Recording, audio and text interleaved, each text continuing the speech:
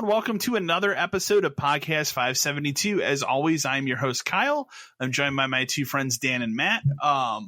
We're still playing Final Fantasy 16.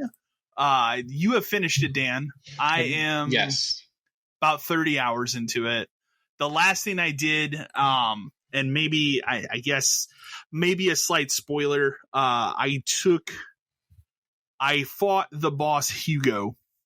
Okay. I don't know if that's a spoiler or not. Okay. Not real. I mean, I don't think at this point, like that's not really a spoiler because, you kind of assume, especially early on during like playing the game, that you're going to fight all of these different icons. I'll say up until this point of the game, like I found it to be incredibly easy, but then there were a couple battles like before I got to fight this guy where like all of a sudden they introduced this like poison mist that like if you're not paying attention, that shit can take you down. Kind of be a pain because it reminds you that you constantly kind of need to be moving around while you're doing all this stuff, even though in a sense the game is a button mash in terms of like you're really just kind of mashing square a lot and then waiting for abilities to charge and swapping between them.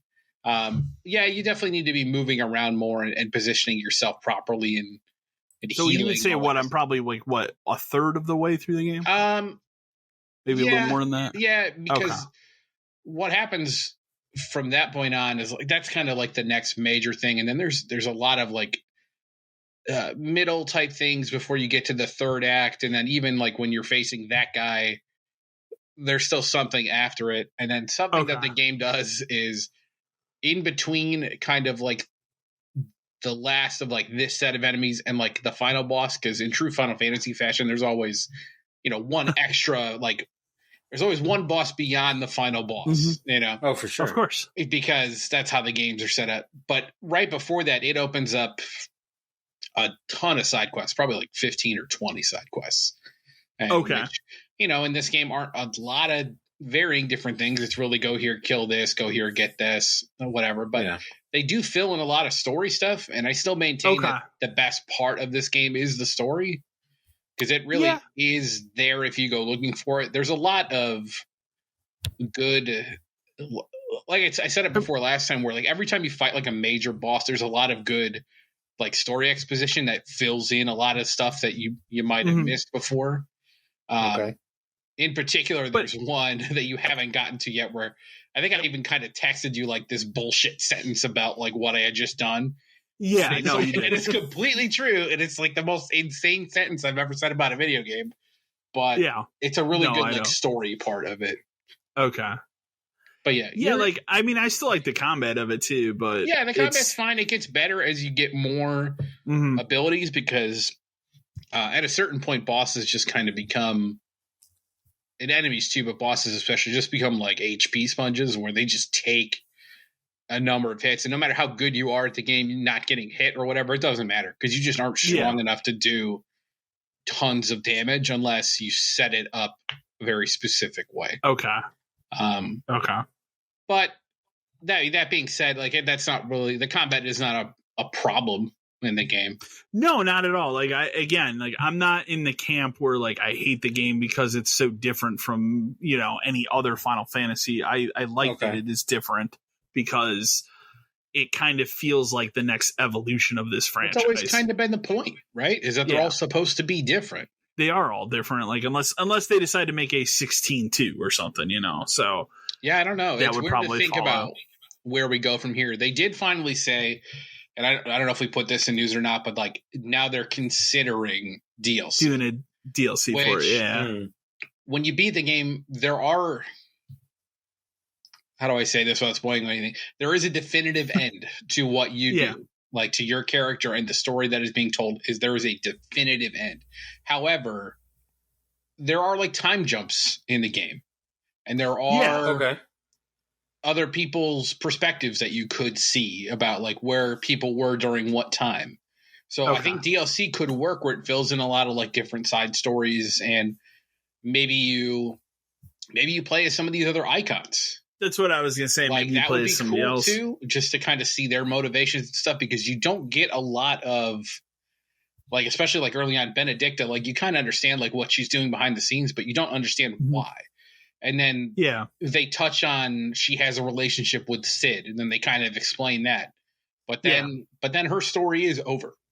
Like definitively over. Her story comes to a very halting end. Which but in turn that kicks off further stuff in the game. Like that kicks off the Hugo stuff, and the Hugo stuff kicks off this other stuff, and like a whole bunch of other things happen. But DLC could be fun just because we could get little bits and pieces or more stories of like what happened. I will say that having beaten it, I don't think there is room for post-game DLC, if that makes sense. Okay. Like if there's just doesn't work. Have they determined if has this been successful sales wise or not? Because that's the other thing I've seen, like mixed reactions. Because it sold, I think I saw it went through 3 million copies. It's tough to say because that's a lot for a Final Fantasy game, right? Maybe so not a lot for like a huge marquee, but 3 million in I want to say like the first week, but then people were saying that was bad because they're comparing it to Tears of the Kingdom, but then.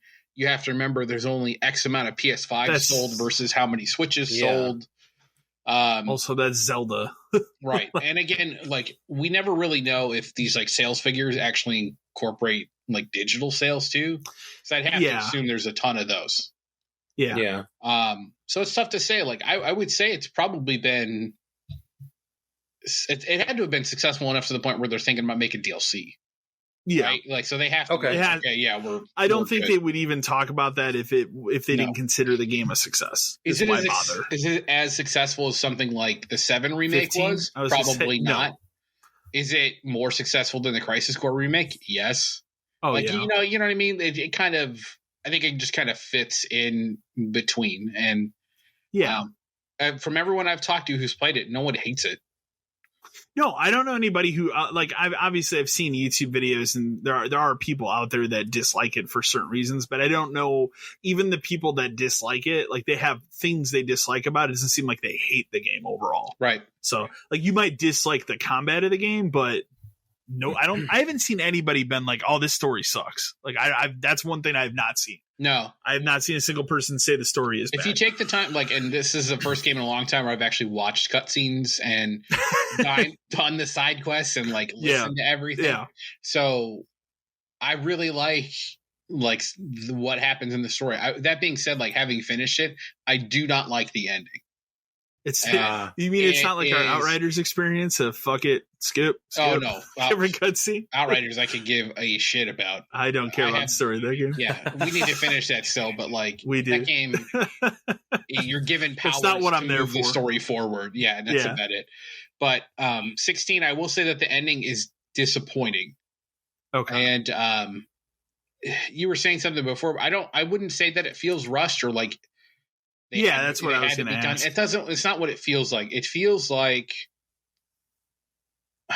they're maybe they didn't know how they wanted to end it, or maybe a little bit, or maybe it's okay.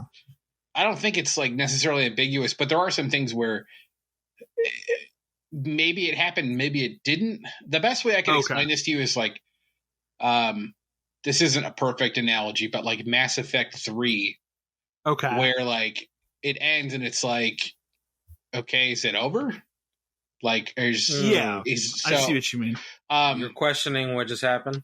Yeah, they do, and they do a little like, again, not a spoiler. They do kind of like a flash forward thing at the end of it. Okay, I think I told you that part too, where I'm pretty sure I was making a joke about how they say the phrase Final Fantasy in the game in a couple different ways. So I kind of laugh because that happens at the end.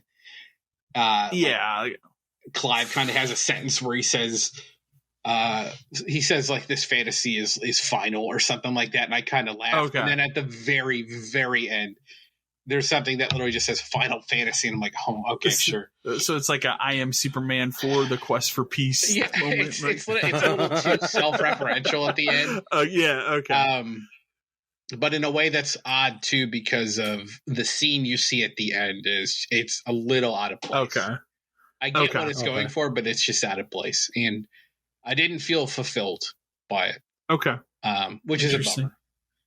And then I did start Final Fantasy mode, which is just, new game plus. You can get to level 100 and then they add extra weapons and all this other stuff. And you just time to take a break. Yeah, I played it for like, I will say I got past like the opening part. And I got to the hideaway again.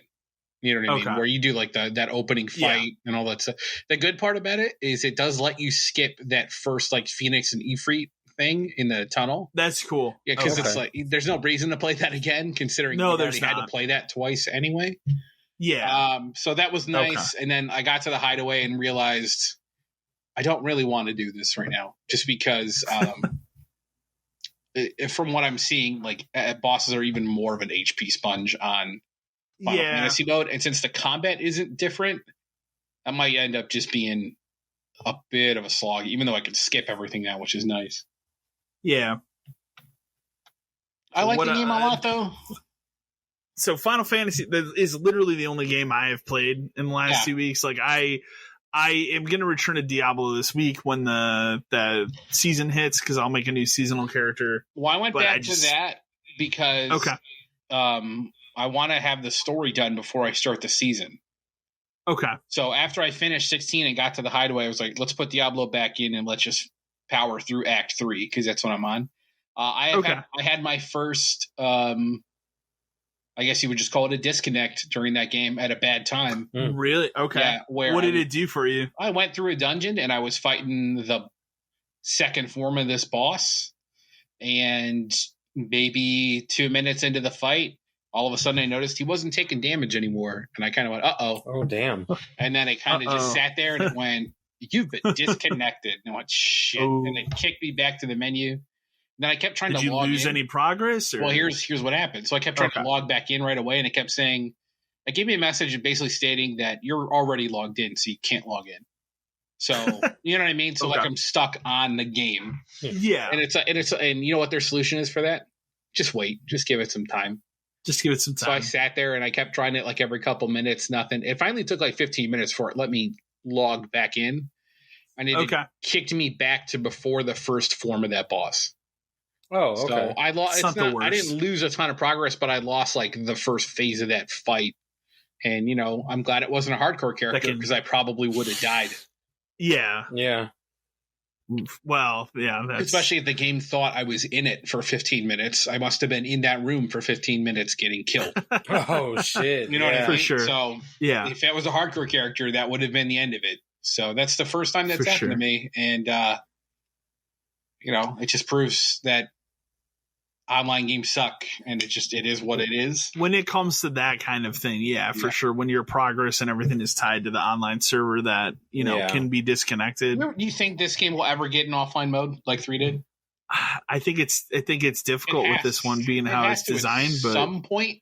I think at some point, because that's what people will want out of it. But I think it's probably not like, because like this game, they'll probably make a DLC pack. Right, at some point, 1 or 2, probably long, They've already said they're doing 2 expansions, right? So maybe after expansion 2, they're like, hey, by the way, we're working on offline. Yeah, and that'll be 4 or 5 years from now.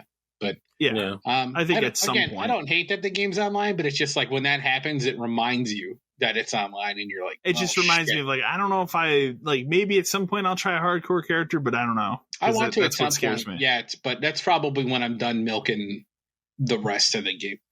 Yeah. So I did that. Sense. That was my bad experience. And then the only other thing I played is I finally got a physical copy of Power Wash Simulator, because I was waiting to get that. And, I've just been grinding that out, which is washing. It's Have you seen any of the weird shit in that game yet, or no? Define weird shit. I just finished the Firehouse. Like the Firehouse. Okay. Like remember I told you like months ago when I was playing through the game, there's like for example, when you go and clean up like the carnival or whatever, there's like the little magic ball that has like a cat trapped in it. Oh no, stuff I haven't like gotten to that yet. You haven't seen anything weird like that? Okay. But I do love there's that. There's a UFO you clean. There's weird shit in that game that like it's good. Well, they talk about the symbols and stuff that are on these buildings and all that stuff. Yeah. Yeah, I mean, it's dumb how I can just sit there and play one of those levels for 2 hours and just do it. But I love it. Who cares? The game, the only level for me that broke the experience, and that was when I had to wait until they patched it, was the subway level. So look forward to that. I'm sure they've fixed it by now. So the game's been out for over a year or so. Yeah, I just finally that's a great game. Was able to get it was it on sale on GameStop or something. I bought it online and just was like, I'm finally just gonna do it. It's one of those things, but like it's good to do. Like for me, it was fun to do a level. Like I could do maybe a level a night and be done. Like I don't think I could sit there and play for 8 hours. Yeah, I put on something else and I just play like 1 or 2 levels. And just play through it. It's good for that. It's a good shot or like podcast game or you got another screen, watch something while you're playing it. It's good to break up playing Diablo or... it's a very relaxing game. I started playing baseball again here and there, and it's just a nice change of pace. That wraps up what you've been playing? That's pretty much it, man. We're in the dry season here, so... What about you, Matt? I'm still playing Diablo. Okay. I haven't been playing a lot of it. I'm in Act 4, I think, about to hit 5. Okay. So, I think my Necromancer is a level 44 now, and so I'm just like Dan says, I really want to try to push through it. I'm off tomorrow, so I think I may try and like knock out as much as I possibly can tomorrow. Get through it. But I mean, so far I'm still having fun. I still like killing shit. I mean, blowing shit up and see how much havoc my army can create. Like my army can chaos make. But I did end up pulling up my Switch because I went out of town on Friday. Yeah, and I had like a 2.5 hour drive back and forth. But my sister-in-law was driving, so I was like, you know what, this might be the perfect opportunity to like plug something into the Switch and just take that bad boy with me. So I plugged in Pikmin 3. Okay. And I played the shit out of that while I was gone. Okay. When I first plugged it in and I started, I kind of played through like day 1 just to kind of get the feel of it, and then I haven't turned it back on since. Okay. But right now I think I'm on like day 8 or 9. I think my only gripe with that game is the days go by too fast. Like, I feel like I don't get a lot accomplished in a day. And I mean, realistically, I guess that's kind of their idea. So you have to go back to the same place you were and you kind of have to do everything over again. But I mean, if you've never played a Pikmin game, it's just a lot of fun throwing those little bastards all over the place and letting them kind of like just wreak havoc on stuff. I've enjoyed. I played Pikmin 1 and Pikmin 2. And I decided to pick up 3. I think I had the deluxe edition on the Switch. So they re-released. That was, I'm assuming, a Wii U game. That was Well, I never played any of them. So so it was a re-release, which is why I went ahead and grabbed it. Because I mean, I still got a Wii U, but I mean, hell, if I don't have to, why am I not going to buy it on the Wii U? So I went ahead and picked it up there. But I mean, I'm having fun with it. It's interesting and it's a lot of fun, and the new Pikmin that I'm running into are pretty cool. So I'm gonna try and play that. Are either of you picking up this new one? It's out this week, I think. I'm not getting it right away. I don't think. Yeah, I probably won't. I might wait for like the inevitable like Nintendo $40 sale. Just remember $40. Because remember, they don't go lower than that. But no, what is that? That probably hit 40. I would think like Black Friday. Sometime maybe I could maybe see for that because it's even with it being a Nintendo game, it's more of a niche Nintendo game. Yeah, so they just always pick like a random like 5 or 6 games, or like these are just going to be $20 off. It's like Mario Golf, and then to some Mario Party Superstar, stuff like that. So I could see it just being a random one where they make it 40. I actually might want to get 1 and 2 first. That's out, I think, physically in September. Yeah, I think I might actually prefer to get that one first. Okay. Well, I was gonna say, I mean, I really see it going. I mean, I'm pretty sure it should go down. I don't really feel like Pikmin has like a big following. In any case, I mean, I just Googled it, and as of December 2021, it sold 2.23 million copies.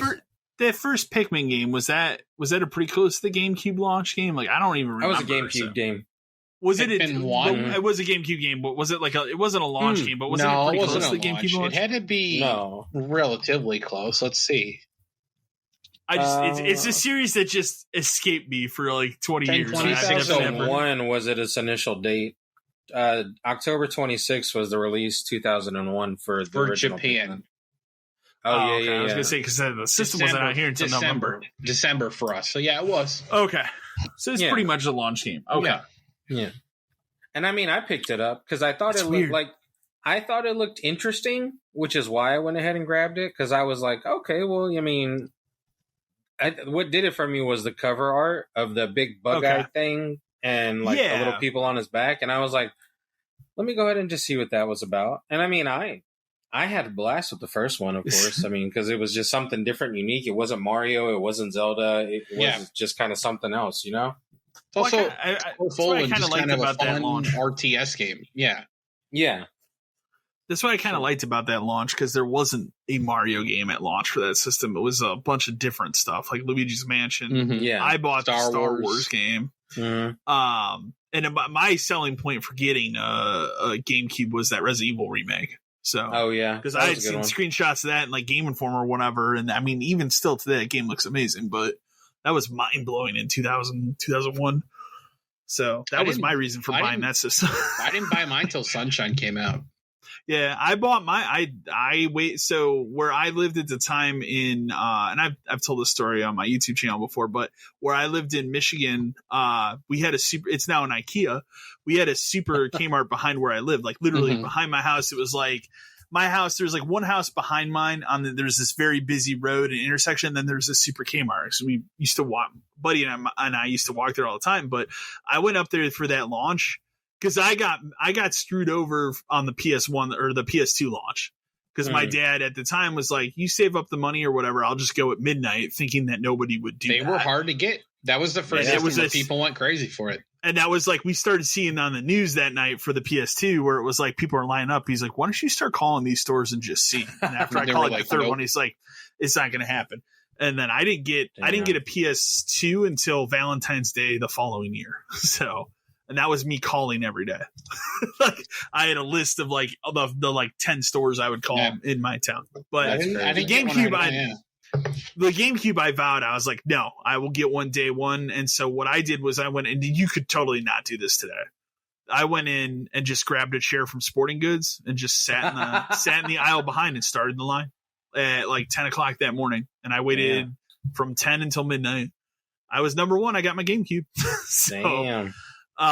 But yeah, and then I would say by about the 6 hour mark, maybe is when the next person showed up, and then the line actually started to form. But I was the first person, so, and that's how I got my GameCube. But I only got at launch. I only got Star Wars because a couple weeks later I knew I was getting Final Fantasy X. So because that came out in December that year. Yeah. So Pikmin just eluded me. I never played any Pikmin game. The main reason I bought a cube was Super Mario Sunshine, and then Phantasy Star Online, I think, came out like a year after that. That was like 2002. 3. Yeah. I want to say that was 3. 2003. Because Sunshine was 2. Because I had just started working at Game Crazy, and then Sunshine came out. Did you actually get from Game Crazy when you worked there the controller? Like the keyboard GameCube controller, or did you have to import that? I never got one. Remember, it was one of those. That's one of those things where I wanted it forever. We didn't carry it. I don't remember if that even came out in America. Yeah, or at least if it did, I don't think it was in stores because I would have bought one. But no, I ended up just learning how to type on the thing in the game with my Wavebird and all that kind of stuff. Yeah, and I mean those are the main things. And then from that point on, working at a video game store, I had access to buy stuff, relatively cheap or rent. I rented a ton of shit for my GameCube because I got it for free.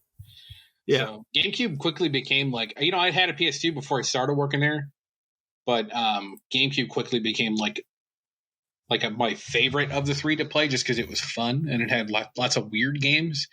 Yeah, like that was kind of for me, like where I feel like if at the time I had an original Xbox, that would have been the system for me because they had all those weird games that didn't come on anything else. But that was kind of the GameCube for me. I bought an Xbox. I mean, for DOA 3, to be fair, but and then I would just pick up Xbox exclusives for that. If it came out on everything, I'd buy it for PS2, and then I bought all the Nintendo games on GameCube. So.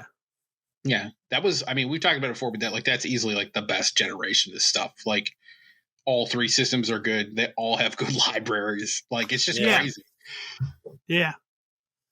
In terms of like all the systems, that would probably, I could agree, that would probably been the best when generation. Having exclusive games didn't light the internet on fire by saying something was only on Xbox or only. I mean, God, there were like how many original Xbox games are exclusive? Like there's over 50. I know there's a bunch.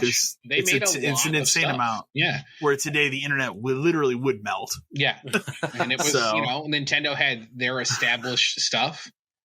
And remember Sony did GameCube? too. Remember at the time, GameCube was not popular.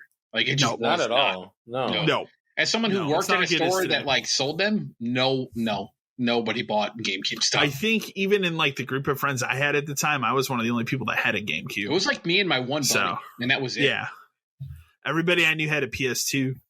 I had like one friend. I had one friend who had an original Xbox. Because after, and I've said before, even on this podcast, like after that weekend where I rented it and beat through Halo with a buddy, like I would like sometimes I go over to this kid's house and we would play Halo, but you know, that was it. So I just missed all of those Xbox games. We all had Xboxes. My buddies and I, we all had like PS2s and Xboxes, but then it was just me and one other guy with a GameCube. But but it was cool though because we went all out when we were doing that stuff. Like we both bought broadband adapters. We both we bought Mario Kart, and we did. Remember LAN Mario Kart Double Dash? Oh my god!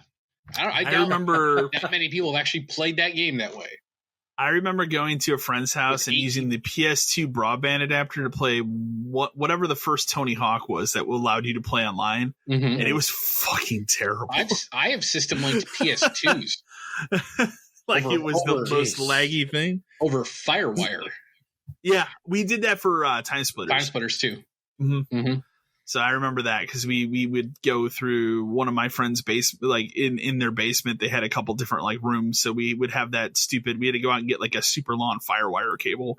Not easy to find at the time. I remember it took me almost an entire day to track one of those down, and I worked at a video game store at the time. Yeah, you think you could find one? I think I could find one. I could not, but eventually I did. And, like we ran our PS2s. This kid had a huge like downstairs area, so we had one TV over here and one over there. We just played multiplayer Time Splitters all the time. Wow. But we can go ahead and shift over to news here because there's a lot of news. So the big top of the hour news is that a verdict has been reached in the Microsoft versus the FTC trial. Microsoft has won. We finally did it. We finally did it. God. And I mean, a big reason why they won is the FTC just looks very stupid in their arguments. They didn't argue. They didn't present themselves very well. No. Yeah. Right. They once again argued Call of Duty and not the mobile side of things. So, or even cloud, like the cloud stuff. We've talked about it before. None of them know what cloud gaming is because cloud gaming barely exists. So verdict, obviously they're rushing to close this deal. And then as of recording today, Microsoft and Sony have now signed a 10-year contract for Call of Duty. Wow. I don't even think it's the 10-year deal. I think it's just they've said they're keeping it on there. Yeah. I don't think they said what it is. I mean, I would assume it's probably the 10-year deal. I thought it said the 10-year deal, but I'm going to look now. Well, all right, so Totillo did say it was 10 years, but I had read stuff that said that there wasn't like an end date on it. Okay. Because my guess is they'll just keep re-upping it if Call of Duty still exists in 10 years. Oh, for sure. There's again, a franchise that big, it's like owning Minecraft. Remember, there's no reason they were never going to take this away. Yeah, no. There's no reason to. This is the one the thing they were never going to take away. No. Now that the FTC lost and then their appeal was immediately denied, which is probably my favorite part. It was immediately denied. Come on, like you failed already. Forget it. Yeah. So that was great. They have to go back to the UK for this CMA stuff, but already the CMA is like, well, maybe we'll talk about it again. It's like, they changed their tune real fast, real quick. Everybody on the losing side's changing their tune real quick. All of a sudden, it's a good one. Like Sony obviously immediately signs that Call of Duty deal because they know it's over. It's over. But here's the thing: now that it's over and this thing closes, I think a lot of other stuff's going to go exclusive all of a sudden just because they can now. I think so. There's no rules because anymore. I think I think a big part of it is how shitty Sony dragged this out. Sony tried to fuck them, and they're gonna. And I think they're gonna cut a lot of things where it's gonna be like, nope, this is only on Xbox now. Sorry. Well, the other good thing about this is what's gonna happen is it's gonna force all of this stuff crossplay, which is fine. Well, obviously, it should be that way. But who's the one who always said no? Sony. Oops. So interesting, but. There'll be more to come of that. Obviously, it'll be interesting to see once the deal closes how long it takes to see any of those games hit Game Pass. I think they'll do the same thing they did with Bethesda, where they'll probably have like one of those like sit down roundtable meetings one day, and then it'll be like, okay, these 20 games are hitting Game Pass today. A big dump of like back catalog stuff they don't care about. Yes. Like classic Call of Duty games. Yes. Basically, we'll make everything available except the the other thing that's funny, I didn't put this in here, but I read about that every Call of Duty game back to like maybe Modern Warfare 2 just got a patch this past week that fixes a lot of the multiplayer problems on Xbox. Like, you know, with the people that are glitching shit and stuff like that. So like they're prepping it. Mm-hmm. For because that's going to be insane. Like those games are going to skyrocket in numbers, like for people playing when that hits Game Pass. Diablo 3 people will go up there. Like there's just a ton of stuff that's just they're going to anything that doesn't sell anymore is going to go on this. You won't see Diablo 4 at least right away. You'll see 3. You'll see that 2 remaster because that's done selling at this point. Right, but that's good though. Like it is. They're going to load it as many games as they possibly can. Great. They should. And going forward, who knows? I can already tell you, Diablo 5 is probably an Xbox Series Gamma exclusive. Whatever they call that next system. Yeah. Just because, not that I necessarily think they're going to be super vindictive, but they can. There will be a little There's going to be will be a little vindictive. Kind of like how we talked about where, like, Indiana Jones was going to be on PS5. And Starfield, we thought about it in the beginning, but we had to change that. Like a lot of that stuff's just going to change all of a sudden. It's going to be weird. So I'm just glad it's over. I'm glad that part of it is over now. And now it just becomes a question of now it just becomes a question of when when does this stuff actually get onto Game Pass? The other thing I would ask is, do you think now that this is over, how does Sony retaliate? They buy. How did they come back? Do you think they try and go for Square Enix? My thought at this point Capcom. Is they try to go for Square and maybe Capcom, and Square and Capcom both say no at this point. Okay. Because if you look at Square, like they don't have to be bought by anybody. Yeah. No, not at all. They're finally on like a pretty decent timeline of, every 6 to 8 months something is coming. Like 7.2 is coming relatively fast. Yeah. And then they'll probably have something else in between. There's heavy rumors about this Final Fantasy IX remake being a thing. That would be I can't. If that's real, it's weird that they skip 8, but at the same time, as I recently played 8, it's not that weird. No, I don't think it's that weird. I recently played 8. I recently played 8 a little bit ago, and while I like it more now than I did at the time, it's still not great. It has problems. It's a game that has a story that really falls apart. It's empty. The story is nonsensical. I mean, that's saying a lot for a Final Fantasy game. But if they were to make like a 9, like upgrade, I would give it a shot. That's awesome. I don't think they would do 10 or 10.2 or 10 doesn't make sense, or anything past 10 at this point doesn't make sense. Aside from a 13 remaster, like the 13 collection, I think that will be a thing.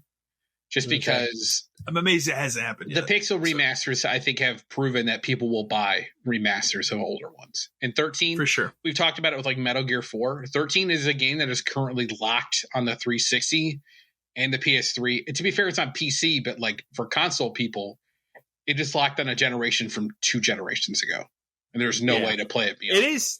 Well, it's 13, on 1. You can play them backwards. But it's not the same thing. Like, So it'll be interesting. Yeah. Now, this next one I put in here, I think you put an article, or maybe you didn't put an article in. I put an article in, but about something different. But we talked about this only because I saw a video, and then I was asking about it because I saw a video specifically mentioning at some point that maybe it was your buddy Chewy from GameStop or somebody is talking about having all the GameStop stores fully liquidated by 2025 to make the company just an online storefront. So my thought was this was supposed to be a thing when he took over. Right. Like, he had said something when he took over that we're going to focus on, quote unquote, the customer, and we're going to focus on, the online presence. Which when we were there, I forget exactly the term they used to call it. It was like multi-channel or something like that, where they would talk about. Because remember, we worked there at the time when they introduced like a buy online, pick up at store. Yeah, or even hold online, pick up at store hops, which was a fucking nightmare. And then they introduced like ship from store, where orders would just come in. Every store is a warehouse. Yeah. Well, you're never out of stock. That's the plan now. The plan is that every store is a warehouse. Like I ordered Power Wash Simulator from them, and it came from a store. Like it's clear. Oh no, anything that I've ordered off their website recently, it's the same thing. Yeah, so. And it's a crapshoot what you get, because like mine came in a sealed bag, not the seal. Well, fine, whatever. It was new. I don't care. But yeah, I thought the plan was to make it a website, which it really should be. But the problem is their website doesn't fucking work. Their website, and, like, sure. Every time I go to it, I get another note where it's like, oh, by the way, our website's not really working right now, so you might not be able to track your stuff. Or the app, like ever since they did the redesign of their like app, it's bad now. It's been hot garbage, man. I have 2 active pre-orders on my account from 8 years ago that don't say what they are, and there's nothing on them. Like their website does not work, and it has never worked. It hasn't worked since we worked there. Yeah. So how could it possibly become an online store? Yeah. When it doesn't work? Amazon isn't the prettiest looking website, but at least I trust the information on it to be correct when it comes to my order. Like with this, it's a mystery. There's multiple things on my stuff that I have received that it says, product processing. Yeah. So like what?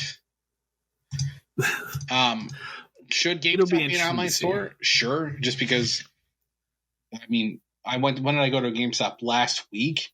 They have nothing in there, man. I haven't been in one since whenever I had to go in and cancel that Diablo. That was back in like May. So I had no reason. I went into one because it was my son's birthday, and we were in a nicer area around us that had a GameStop. And I said, we can go in there and look around, because I had a $5 coupon. I'm like, you can go in there and look around for something you want. And it's just like the game walls are, not organized. Very minimal. Yeah. I texted a friend of mine who still works at a store, and I said, I'm at this store right now.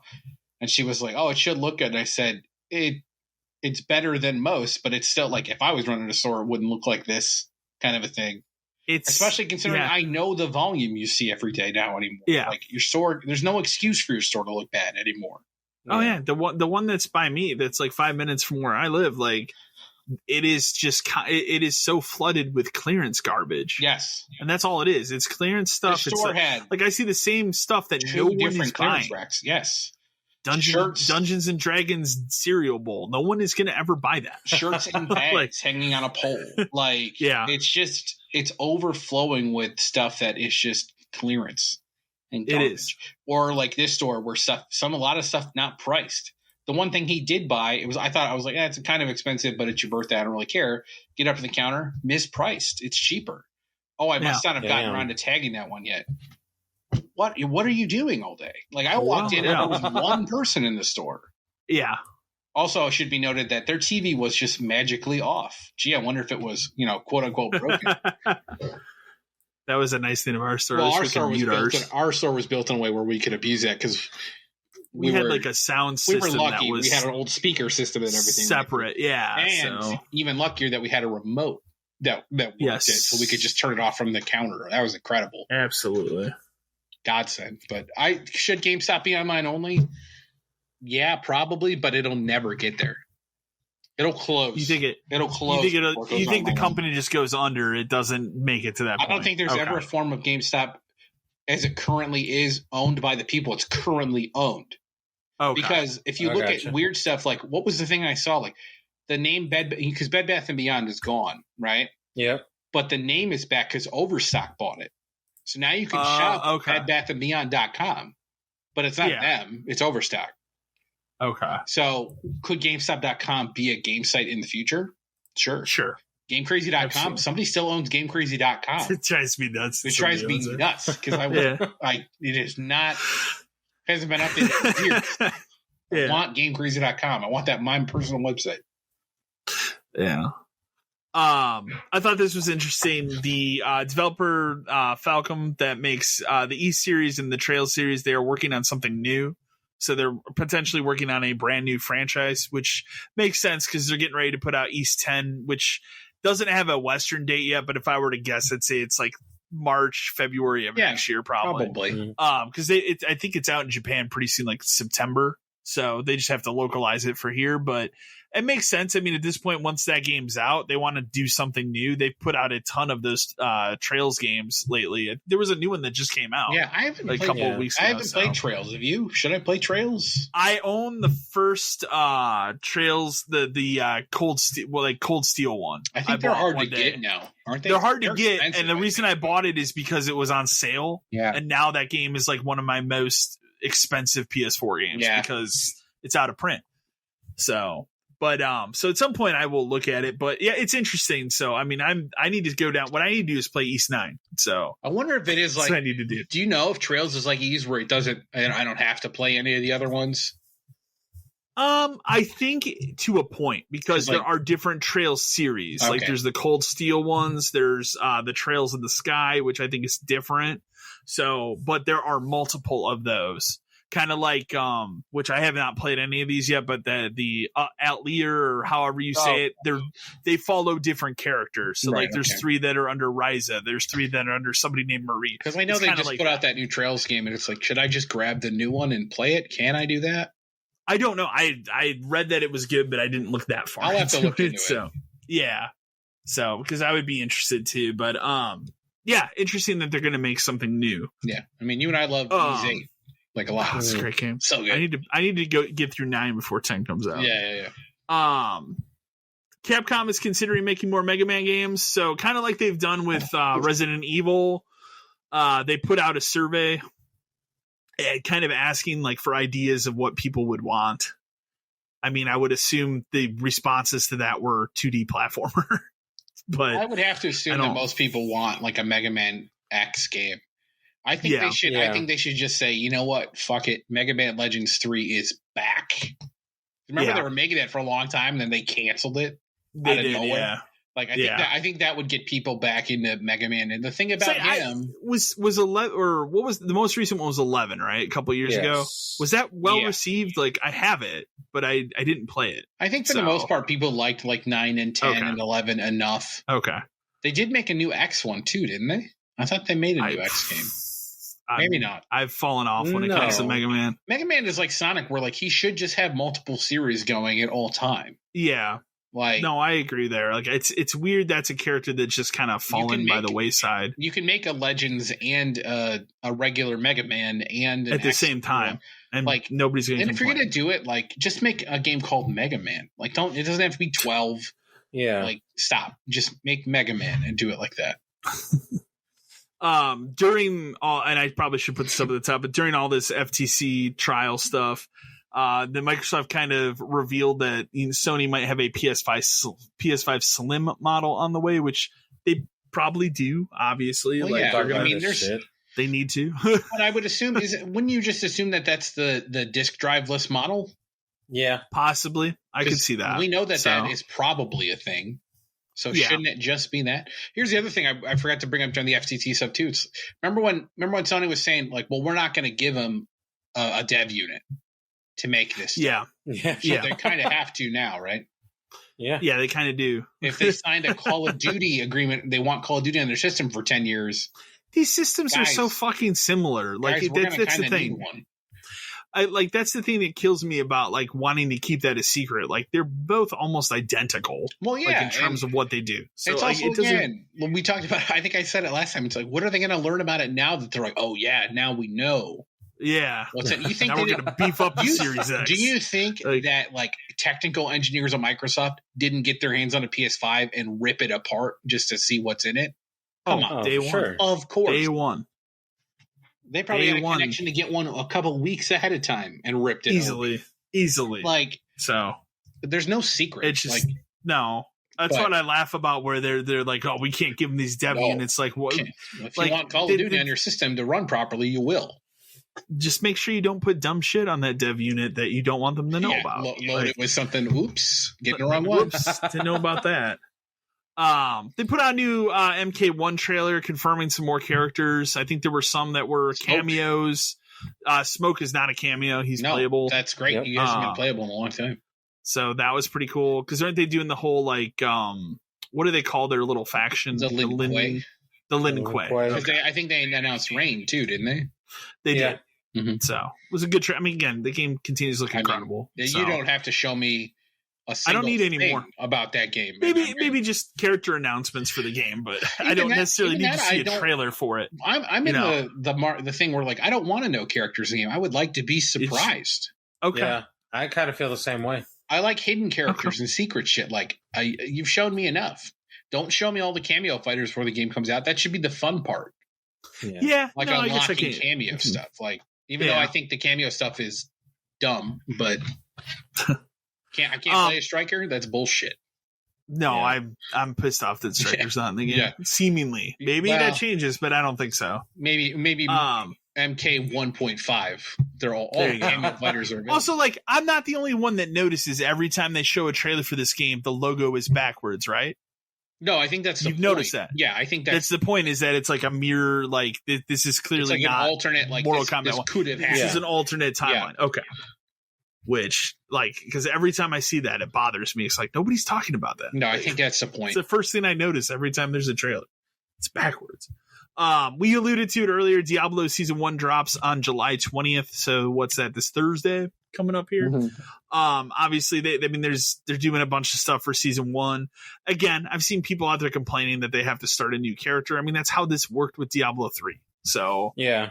If you don't want to do that, you don't have to. Like, you don't have to engage in the seasonal content if you don't want to. It's not going to affect your regular playthrough of the game. Right. So it's how this game works. And, like, it wouldn't make much sense to take a level 100 character through a season pass content. Like, you're trying to just wreck the game. What is the point of that? Yeah, for sure. They also patched the game for some of those uber rares. There was some, like, an exploit that was making them easier to get. Obviously, they got to patch that to make it not so easy. Well, they had those things where basically there were 6 items and the odds of it were equating, like, basically winning the lottery to get some of this stuff. Yeah. But then, pretty quickly, once they announced that these things existed, people found a way where you could just constantly get a certain one over and over again. Well, it's like the guy that threw a fit. I mean, obviously, it still sucks that you lost your hardcore character, but if you watch what he was doing to get to that level, like level 100, whatever hardcore character, like, he was literally just glitching the game in a way. That dungeon thing or whatever that they had to patch. So it's like, I get that you put a lot of time doing that, but also you kind of fucked around with the game. That's the other part of having a game that's always online. Like, they're always going to be patching this shit out. You kind of broke it. They're always going to be watching for it. They're always going to have data sent directly to them about what you're doing. It's like the Destiny Loot Cave, man. Well, Destiny Loot Cave. That was Rest in peace. That was a great week of that game. It was a great week of just everybody hanging out at that cave, man. Or how many ever people you could have in one area just standing in front of that cave just shooting shit into it. Awesome. Speaking of patches, Final Fantasy 16 dropped a patch removing the motion blur. They kind of tightened up some other stuff in the game. I will say, like, playing without motion blur, much better. Yeah, I turned it off immediately. I turned it off. I hate motion blur in pretty much any game that I play, but in this game, I didn't find it crippling bad like some other games I played, but like, it was not great either. I laughed because they put on that slider where it's like you could have a little bit. You want a little taste of motion blur? Taste. I just all the way to the left, either on or off. Fuck it. But it team just didn't need it. They didn't really do much in terms of the performance. Like, it's still the same kind of jittery. No, but 60. As someone who's beaten it and has fought everything in the game, battles run at 60 without an issue. Never had a problem. Every battle. The battles are all good. It's just the world. Like, the one around the world is, like, kind of jittery at times. Those icon things, man, towards the end, you'll know, like, when you get to the one, we have to talk about it immediately, because that one fight is just insane. Fucking crazy. Okay. And it just keeps going up another level. Okay. It's just like, Jesus, dude. And then when it's finally over, they do a little story dump thing. And that was when I was just like, oh, man, I got to take a break. Because, like, that story dump part was like, damn, kind of a thing. Yeah. It's good. I think you threw this in here. NBA 2K24 cover athletes revealed. Is this the first one that has crossplay now? Yes. And it's such a big deal. They put it in the fucking commercials. Okay. Like, so, like, you know, I watch a lot of, like, ESPN, all that stuff. So 2K covers are starting to come. The only thing I hate about the covers is, like, it's Kobe Bryant again. Yeah. Like, look, dude, I get it. It's 24. He wore 24. I get it. But he's also been on the cover twice before. Yeah. You couldn't put the dude who just won a championship on it. Like, shouldn't that be, like, the standard? If you won a title the year before. Or the thing is, too, it's like, if you want, shouldn't it be like the guy who won the title the year before is the regular one? GameStop gets, I know why they're doing it, and I hate to say it this way, but like GameStop has an exclusive like WNBA cover. Cool idea, but let's be real for a minute here. Yeah. And then like Kobe should be the like the $100 version or the $129 or whatever the fuck they do, because they always make some stupid version. That's how it should work. It should be the best player in the game right now, WNBA cover with the best player in the game right now, and then the highest one up should always be like a throwback dude, where because that's how MLB does it, and it makes the most sense. Yeah, at least until for the 1 year they messed it up, but that should be how it goes, especially because like they're gonna have like the Kobe moments and stuff. Great, please do that, because like the Jordan moment stuff is important. I imagine the year after LeBron retires, he's going to be the cover and it's going to be played for the LeBron next 10 moment. years. But that's fine. I don't care. But to ignore the guy who just won a championship for a team who's never won it before in favor of Kobe Bryant again is dumb. Like, kind of, yeah. As a sports fan, it's just one of those things that just like ticks me off. Not how you do it. But crossplay is huge because, I mean, 2K that is big for a sport. Fucking is that the first sports game that has done it now? Ooh, I'm trying to think. Madden, I don't think Madden does it. I don't think NHL has done it. I don't think Madden could fucking handle it. But again, those are all EA games. Right. That's the other important thing to note. This is not an EA game. Right. So yeah, that's a big deal. It just makes that player base even larger. No, it does. So, next scene in here, not surprised that this has finally happened, but the Xbox Gold to Game Pass conversion trick has gotten worse. So, I mean, if you didn't know, basically what you could do is you could go out and buy 3 12-month gold cards and convert them over to Game Pass and save a ton of money in the process. So, like, 3 years of Game Pass would cost, like, when I did it, because I've done it twice now, when I did it the last time, I think it was $180. And if you add that up, like regular Game Pass, it's obviously much more. It's like in the 300 something. So the conversion is no longer a 1-to-1 conversion. Now it's depending on what you're doing. So if it's Xbox Live Gold to PC Game Pass or Xbox Live to console, there's different numbers. So like to PC is a 3-to-2 conversion.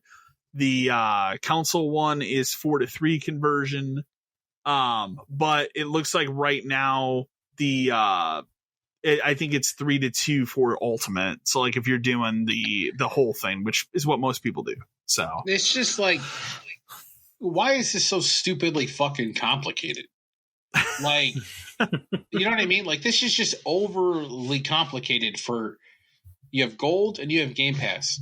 Why not? The thing I'll say is like, I don't understand why. I think if they wanted to solve the issue, like at the same time, I know it would kill being able to do this, but like just get rid of Xbox Live Gold. That doesn't matter anymore. It's either you get rid of Gold or you make Gold cheaper. Yeah. Because if the only point of Gold now is you can play your game online, right? That's it. It pretty much is. And plus, we'll give you free games haven't mattered for the free games years. that they give away now are garbage because all of the games you want are on Game Pass. So why Why do that? Why don't they just say, you know what? All right, fine. Because gold isn't like $10 a month. Yeah. Gold's $8 a month, and you don't get free games anymore. Yeah. Or Game Pass is $17, and you get all of it. Like, I just don't understand why at this point why we don't just get rid of gold and go, hey, if you want to play online, get Game Pass. Like, just be that aggressive. Game Pass is your one subscription for this system. Just roll it into the one thing, and it does everything. You get hundreds of games, which is soon to be even larger. Yeah. Like, just I know why it went up $1. Yeah, I get it. They got the $69 billion has to come from somewhere. Yeah. So, but that's always bothered me. Like, I'm glad the conversion, exists. I've used it myself twice, but like at the same time, it's kind of time for Xbox Live Gold to be done. Just forget it. Yeah. Like, I don't think anybody should have to pay to play a game online anymore. That's another thing too. System. That's another thing too. Maybe we just say like there is no more gold and you can just play stuff online. Yeah. Like, but I get why they do it, but I don't know. Because again, how many, especially when you have a system that is digital only that you can go out and buy that has on the front box, its big marketing advertisement is, hey, buy this digital only system and you can play Fortnite. Yeah. That is a thing that is a Series S bundle you can get for Xbox for the Series S. There is a Fortnite bundle, but then you're not telling that person, oh, well, you need Xbox Live Gold to play that game. Right. So I don't think you need one. I don't think Fortnite now is Fortnite one of the ones where you don't have to anymore. You don't have Maybe they unlocked it from Fortnite. There's a couple games that have been like that in the past because I remember Rocket League, I think, was one. I remember one of the biggest things when Final Fantasy XI got ported to Xbox. Part of the argument was, well, you have to pay to play this game online. I shouldn't have to have live to be to play this game online. And that was one of the first ones that got around it where they said, okay, you don't, because they got around it by the game was always weird too because you had to basically launch a launcher for the game and then log into the launcher. But that was one of the first things that did it. But Live's always been a weird animal. Remember, you used to have to have gold to watch Netflix. Yeah. I remember it was a huge I remember years and years ago when I ended up giving one of my Xboxes to my parents so they could use Netflix, and that was the thing that like for years they had to go and get gold for that one reason to use Netflix. And finally people were like, what the hell is wrong with you? And Microsoft yeah, you're right. And I remember the year when they broke it, and then my parents were ready to like shell out that $50 or whatever, and I told them like, you don't have to do that anymore. So like, that's just, it doesn't matter now. Like, your account's just a whatever account. When you saw that the $1 thing went away and then it's just back. It's back, yeah. I'm not surprised. So, just let your Xbox Live lapse for a day and then you can have, re-sign up. The $1. Because it's for returning people. Like, that's the dumbest thing. They know it. They just don't care. They don't. Mm-hmm. I thought this was interesting. They are developing a single-player Black Panther game. It makes sense. Character's popular. This is weird though, because this is a separate game from the one they announced last year. Okay. Because remember when they did that thing where it was like, we're making this and this and this, and then there was that Captain America Black Panther one. Yeah. Now this is a different game. Yeah. So maybe whatever happened to that game? That's like the Wonder Woman game. You never hear about it. Right. But well, that game is, I think it's still coming because like that was the Black Panther Captain America one. Wasn't that set in the past? Like the 40s it's or something? Different Black Panther. Okay. But the weird part is like, maybe we should let one of them come out. Do we need 2 Black Panther games? Yeah, I don't know. This is developed by a brand new studio, Cliffhanger Games. It's made up of veterans that have made Call of Duty, God of War, Middle-earth, Shadow of Mordor, and even Halo Infinite. I don't know if I'd put that in my press release. You got a nice mess of good and bad in that one. Yeah. But hey, man, maybe they steal that Nemesis system and make that work somehow. That'd be pretty cool. Somebody has to use it, right? Jeez. I don't understand. That would work. That would work. Wouldn't that work really well in a superhero game? Fucking right, man. Ubisoft's X Defiant, which actually people seem to really dig, is launching soon only on current gen consoles while they are still working on last gen. And the question I asked when I read this article was, what do you think it's going to take for them to say, we're just not putting it on last gen anymore? A month of popularity on the current stuff? Okay. You think so? I think they just come out and say if the player counts come out and they're good enough on the current ones, oops, never mind. A game like this, they can make up a lot of the PS4, Xbox One by just having it on PC. Yep. Because there are a ton of people on PC that'll play it. Yeah, exactly. So I could see it. This was a fun leak this week. More likely, a Need for Speed Most Wanted remake is coming. That kind of leaked out this week. I'm not surprised at this point. If you look at that franchise, the last couple of years has been very much circling the drain with some weird releases. Like, wasn't last year the cell shaded one? I don't even remember anymore. Okay. Like, Need for Speed has bled together ever since. God, I mean, at this point, you might as well do the thing that people like. This is the correct one. Like, the plan should be you do this, you do like Carbon, and maybe Undercover, and that's it. Okay. I don't know. I haven't played a Need for Speed probably since Most Wanted.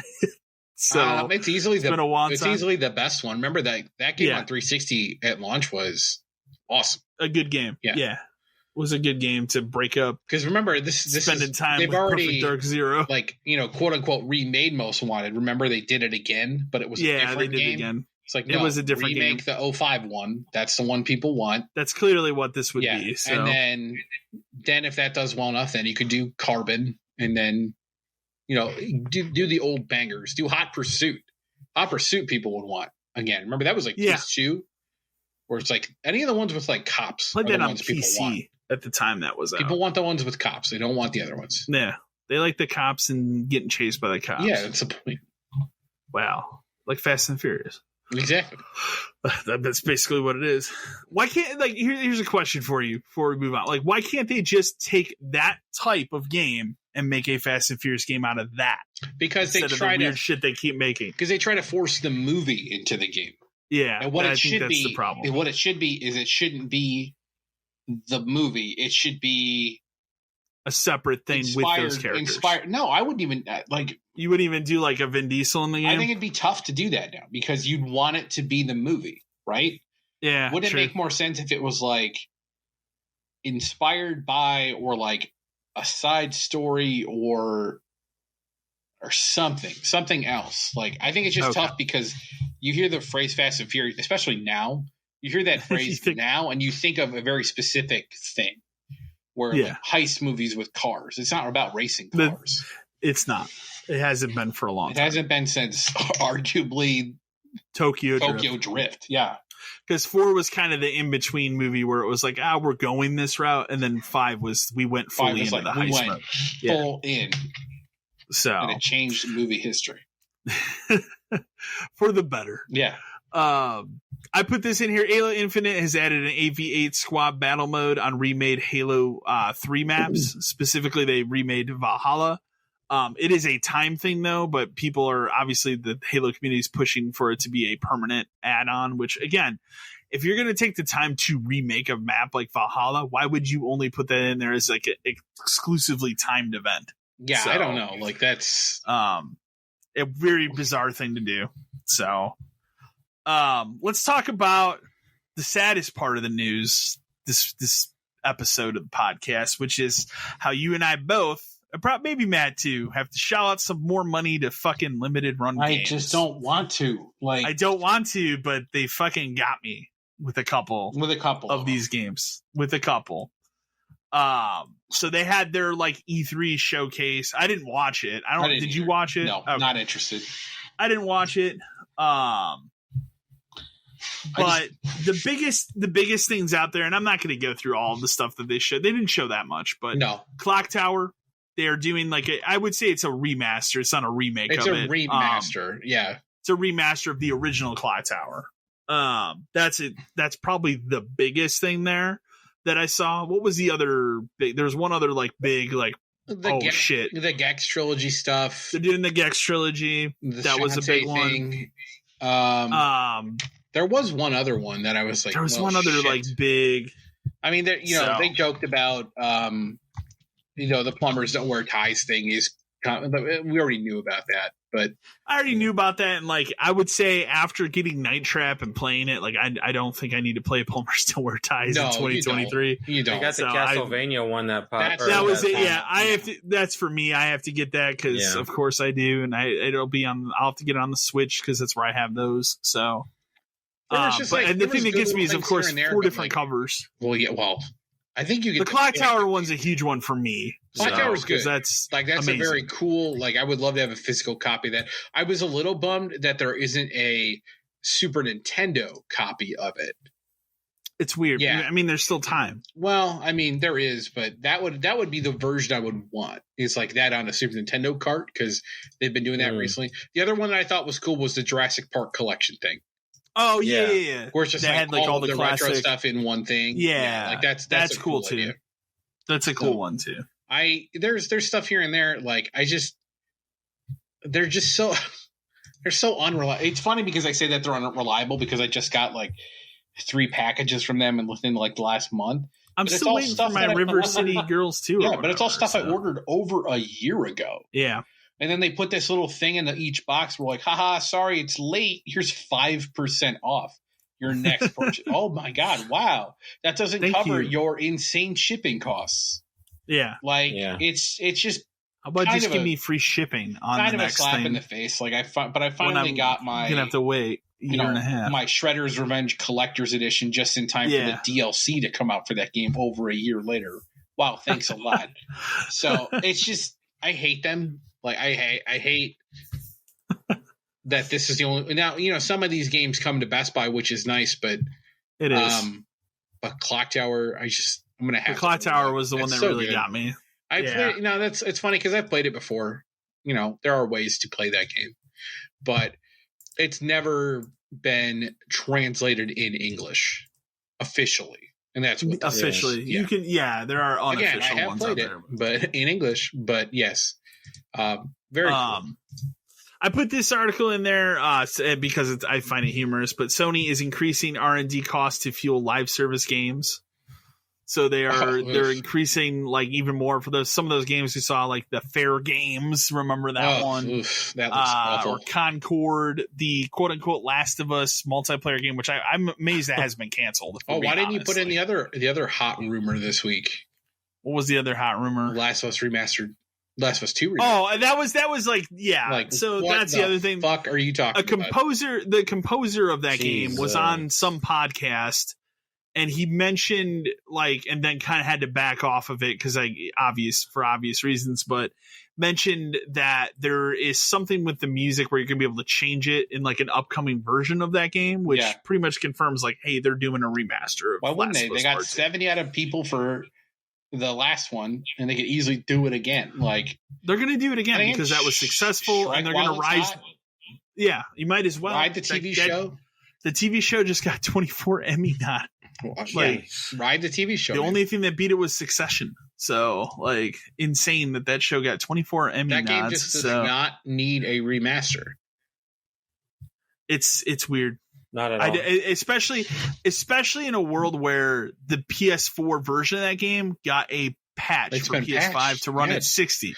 There's no reason to remaster it and make people spend $70. We were talking about it too. Where they're thinking about, or there's rumors that they're going to remaster that first Horizon game, which even that doesn't need one. That makes more sense than this. And even putting aside that I don't think The Last of Us Part 2 is a good game. Right. That game has been on sale so many times. I've seen it down to $10. Yes. You can pick it up for $10. If you have a PS5, it's going to run better. You don't necessarily think it's a good game, but you don't think that the graphics are the problem with it.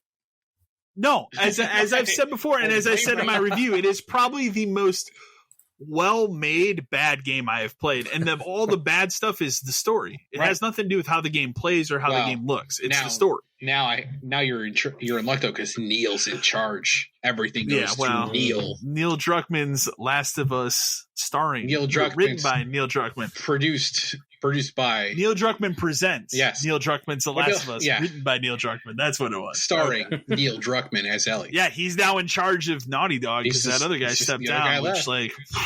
Boy, he left us all to. He really seems like he was going to transition. It just seems like he was going to transition over to writing TV shows, and then obviously that's all on fire. So I don't know. Yeah. Which we'll talk about later in the emails. But another one I put in here because I think this game looks cool. This is actually one of the games I'm interested in this year. I'm still kind of holding out hope that maybe it hits like a Game Pass or something. But Banishers, Ghosts of New Eden. So that was that game they showed. That was I remember it. It was set a different. Yeah, it looks really cool. It's made by Don't Nod, This is their first like action RPG they've ever made. So it has a release date now of November 7th. So it's looking cool. It's not, I don't know if it's a game I would pick up right away, but it is one I'm very interested in playing. It's interesting, but I can tell that I'm not paying full price for that. No, and that's the thing. Like, I would wait till it's probably on sale. Yeah. I thought this was cool. I actually watched a video about this today.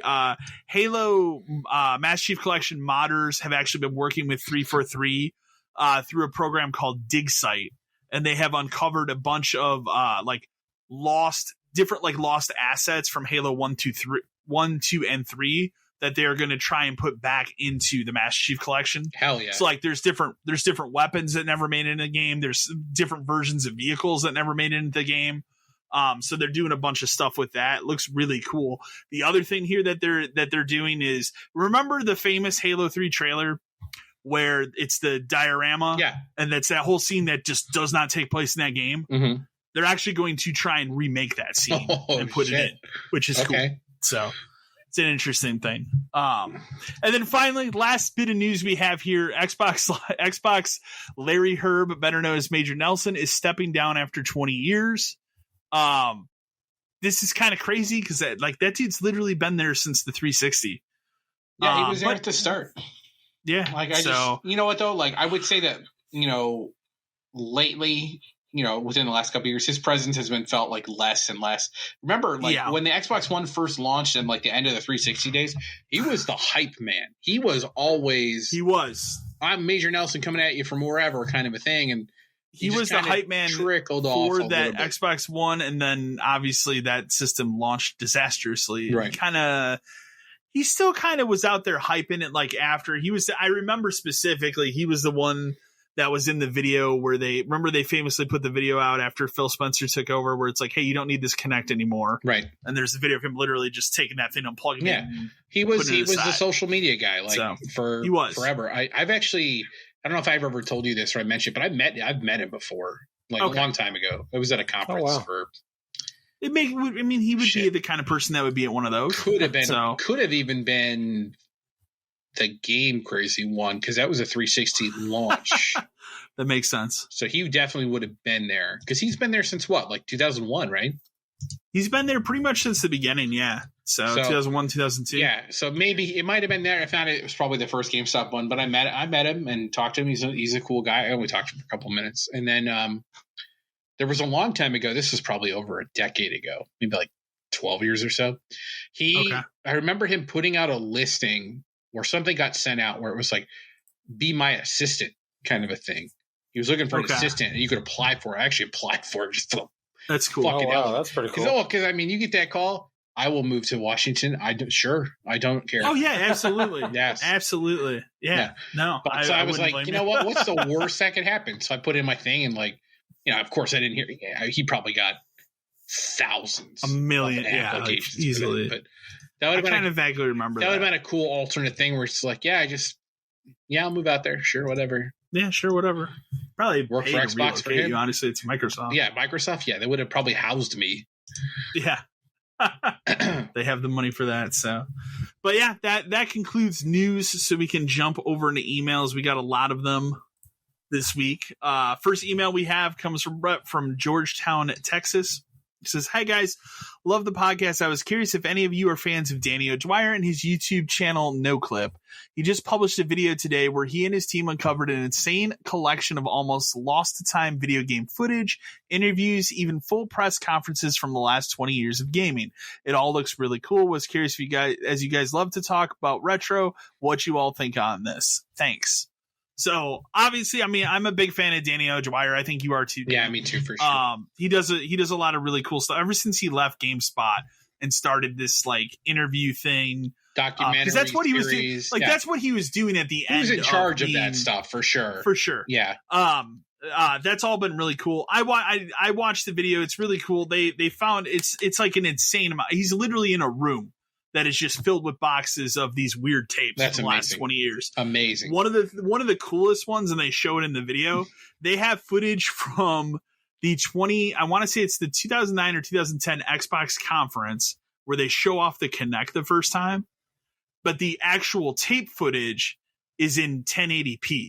Oh, wow. So it is like super high quality, because not the way that it airs. Is like nobody's ever seen it at this high quality. Now, obviously, not every tape that they found is like that. No. There are tapes that are just pure garbage. Sure. That don't work. But they just talk about how like they are starting a separate YouTube channel. I think it's called No Clip Archive.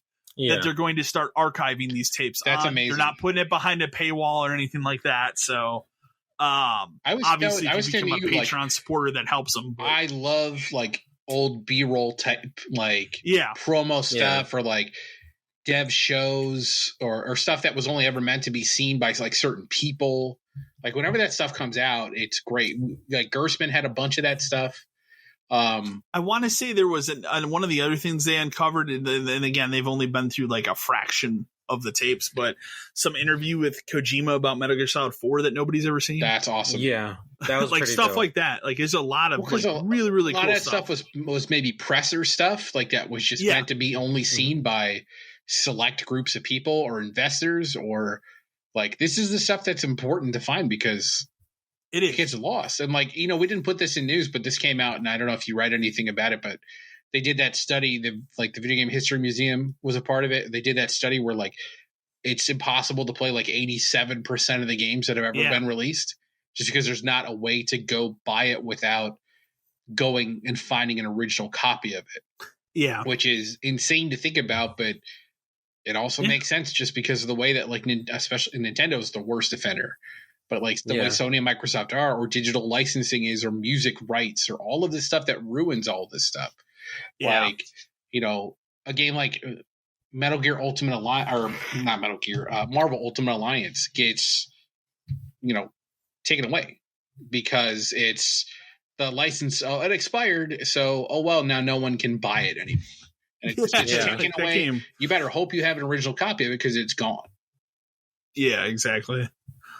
So, but this archive footage stuff is gonna be cool. So, I personally, I'll keep an eye on it. So I thought it was a cool thing. Yeah, I'm gonna definitely. It's funny because like right after the email came through, like I saw it in my YouTube feed or whatever. So I watched the video and thought it was pretty cool. That'd be a cool thing where they just like if they put up a whole bunch of the tapes, you just watch a whole bunch of it at once. It's like there you go. Some random fan.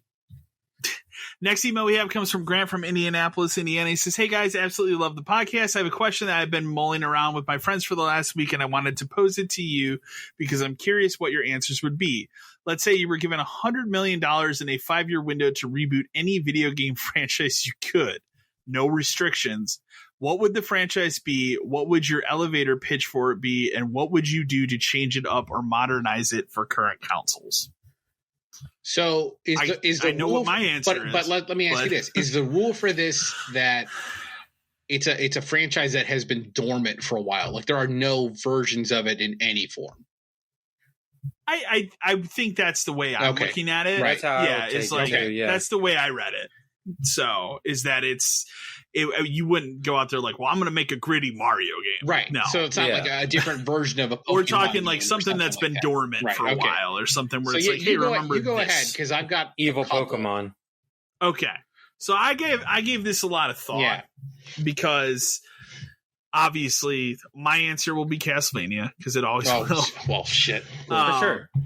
But the more and more, and maybe Dan will agree, maybe he'll disagree. The more and more I thought on it, it's like, well, how do you do that? Because I don't want it to be open world. I did like when they rebooted and basically made it God of War. I think that first game was incredible. Obviously, they made a second one that just wasn't as good story-wise. Story had a lot to do with it. But what I would do, honestly, today, I would very much follow the formula of this recent Final Fantasy game.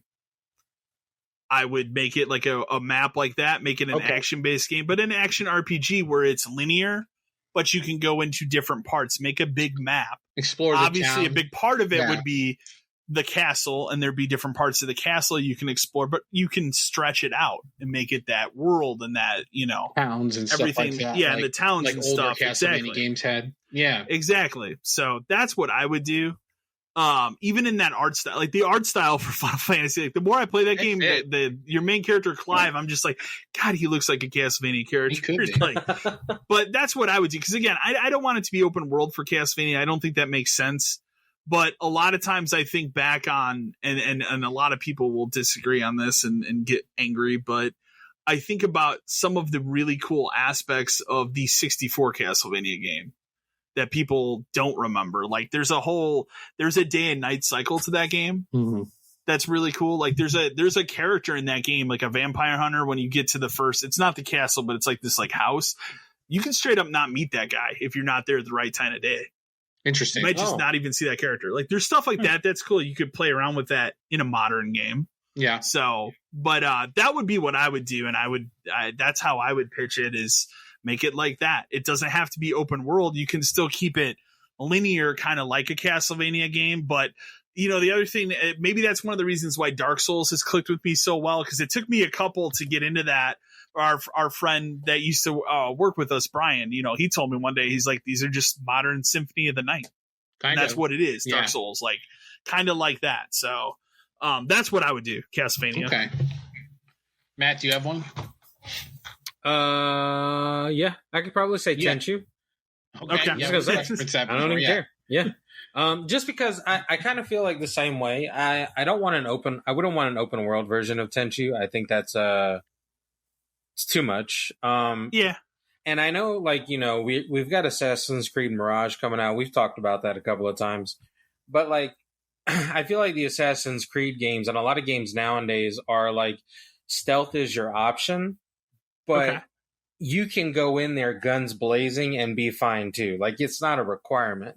But I feel like with Tenchu, stealth was a requirement. Like, if you didn't go in and slyly kill the person you were supposed to kill, the map would just, like, you know, flood and you would kind of be screwed. You know what I mean? And I feel like going to that kind of idea where stealth is where you need to do, like, you need to make sure you're quiet, your footsteps are quiet, you're, you know, at this point where you're like, you know, snow and like mud can be an option. For sure. If you leave your footprints there, people are going to start tracking you. You know what I mean? Like, kind of like that. I miss games like that. And I really have, like, absolutely love, like, stealth killing people. I think that's like one of my favorite things to do in games in general. I think that's why I kind of lean towards Shadow of War and Shadow of Mordor, because I love the idea behind you can stealth kill these people and make it really quick.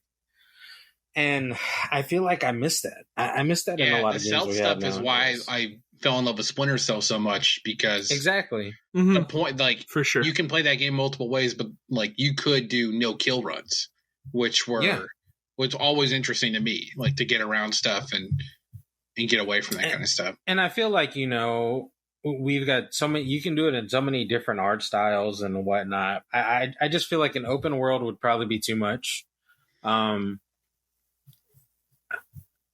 I can just see attention. Yeah, I love that. I love the game. Like, it's so good, and it's just got.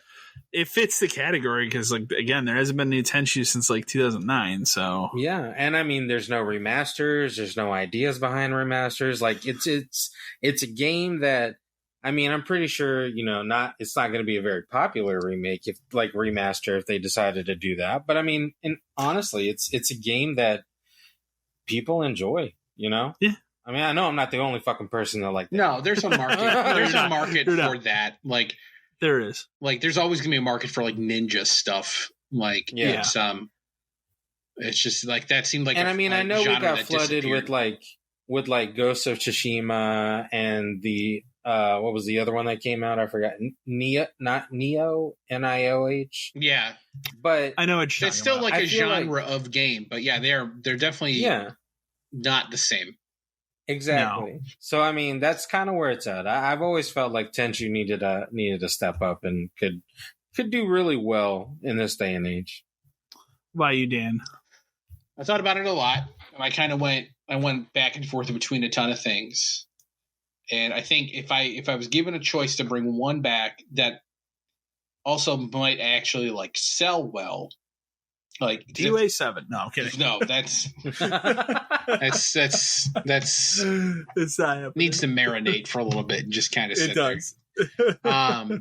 No, because I challenged myself to be like, think of like, if I'm getting $100 million to make this, like, what could I possibly sell to make this back? Because it can't just necessarily be like a passion thing. But I think I have the perfect answer, and I think you'll agree with it, is this is a game that did exist at one point and was canceled and lost to time, and it's Time Splitters 4. Okay. I think there is room for Time Splitters 4 to exist again. Yes. Because the shooter market has really broken into Call of Duty, realistic army type stuff, or Back for Blood, Overwatch, or you have the boomer shooters, or you have Doom, it's like PvP, PvE, hero shooter, like horde shooter type stuff. But I feel like Time Splitters could be in the middle and like an arcade style thing, because it was originally made by the GoldenEye guys, and 1 is good, 2 is even better, 3 is fantastic. Future Perfect, Future Perfect is a great game, and I think if I'm gonna make it, I lean more into like obviously Time Splitters. The point of it was each level was a different time period, but I think I'd lean more into you jump between time periods, like in levels, stuff, where Future Perfect kind of had that thing where like you would go back and you play the level again from his other perspective, from him in the future. Because there were points in that game where like, remember that level, that game had that level where like you're on 2 trains that are next to each other, and at one part you're on one train and you could see yourself on the other train. Yeah. And then like you could see it back and forth and you kind of help each other. So like that was really cool. But I would like to see something where, Titanfall had that one level where you went. That's what I was going to say. I'm thinking of the Titanfall level. So like maybe there's something about playing with time in the levels. Like you go through a level that's 20 device or something, 20 years in the future, or it's 100 years in the past, and you're in like a level or something like that. It would have to be co-op, just because I feel like that game is built for co-op. It is. I would want it to be more on the Future Perfect side, where it does lean more into like the silly stuff. That game also has like glimpses of horror in it, so I would keep like, remember like there's like there was a level in like a haunted house that was super weird. Yeah. And then you would get characters from different time periods. But then the other part about the game was it also had like extra modes, like the horde mode or like the challenge mode and all that. Like that game was overflowing with content. It had a ton of stuff. And I feel like, that was a big thing where they had like, the monkeys and stuff, and like they had the rocket versions, and it had so much stuff and so much stuff to do. I talked about it before. Like we used to land a PS2 together just to play that game. I would love to see an updated game. Imagine what that game could look like now, running on a PS5. The time jumping stuff would be awesome. Or maybe like if you imagine a co-op level where like you and I are playing it together and we're in different time periods. Yeah. And like be cool. You're in the past and I'm in the future, but we have, there's something in the story of the game where we could talk to each other through time. And I'm at a locked door and you can open it or something like that. Yeah, that'd be cool. Maybe there's like I don't want to get too into it, but like maybe there's like a rewind feature where like you could rewind something or fast forward something as you're playing it, so like I think there's room for that game to exist and be super fun. And if that fails, then I just want another Star Fox game that doesn't suck.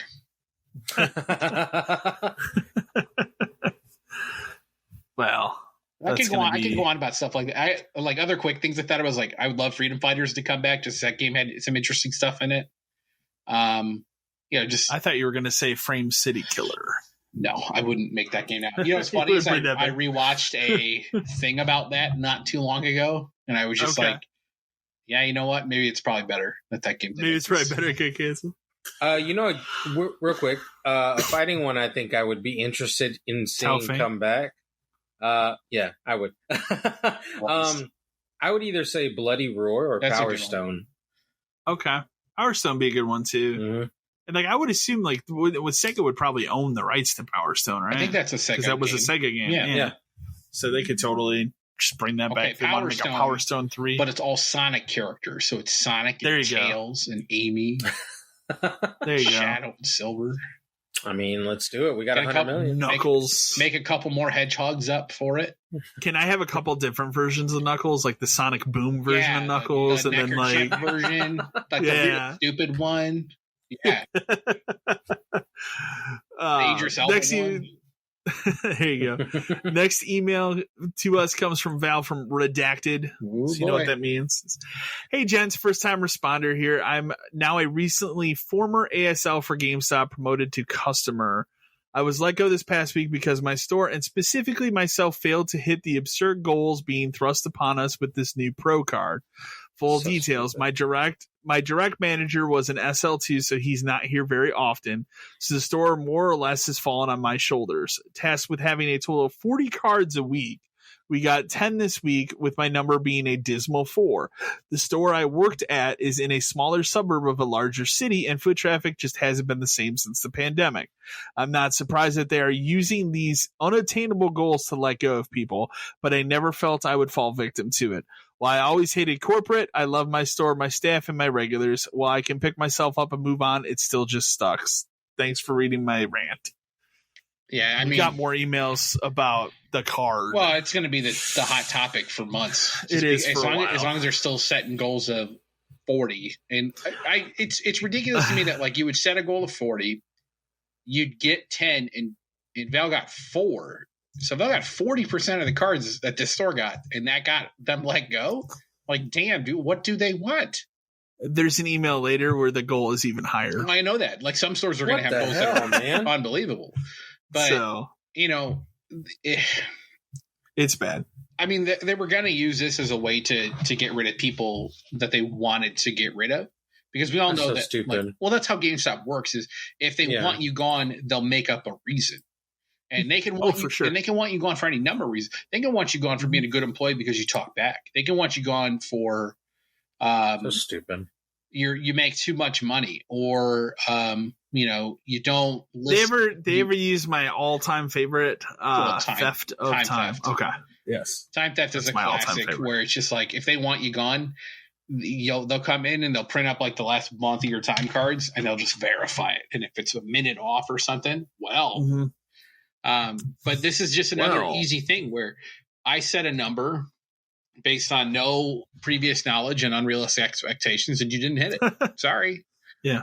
It's just they can invent stuff. Like, that's the biggest part of like this kind of stuff. For like, you know, I hate it because like, yeah, you love your store, your staff, and your regulars. Like, that's how we were. Like, our store was fine, our team was good, and our regulars were great. Above everything above us that ruined everything.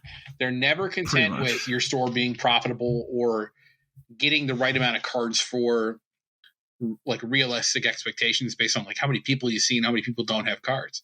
Doesn't matter. 40 cards. I might not see 40 customers in 3 days.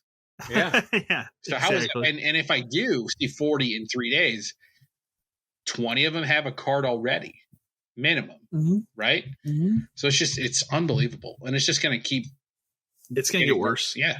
As you'll see later, it does get worse. Well, next email we have comes from Adam from Redacted.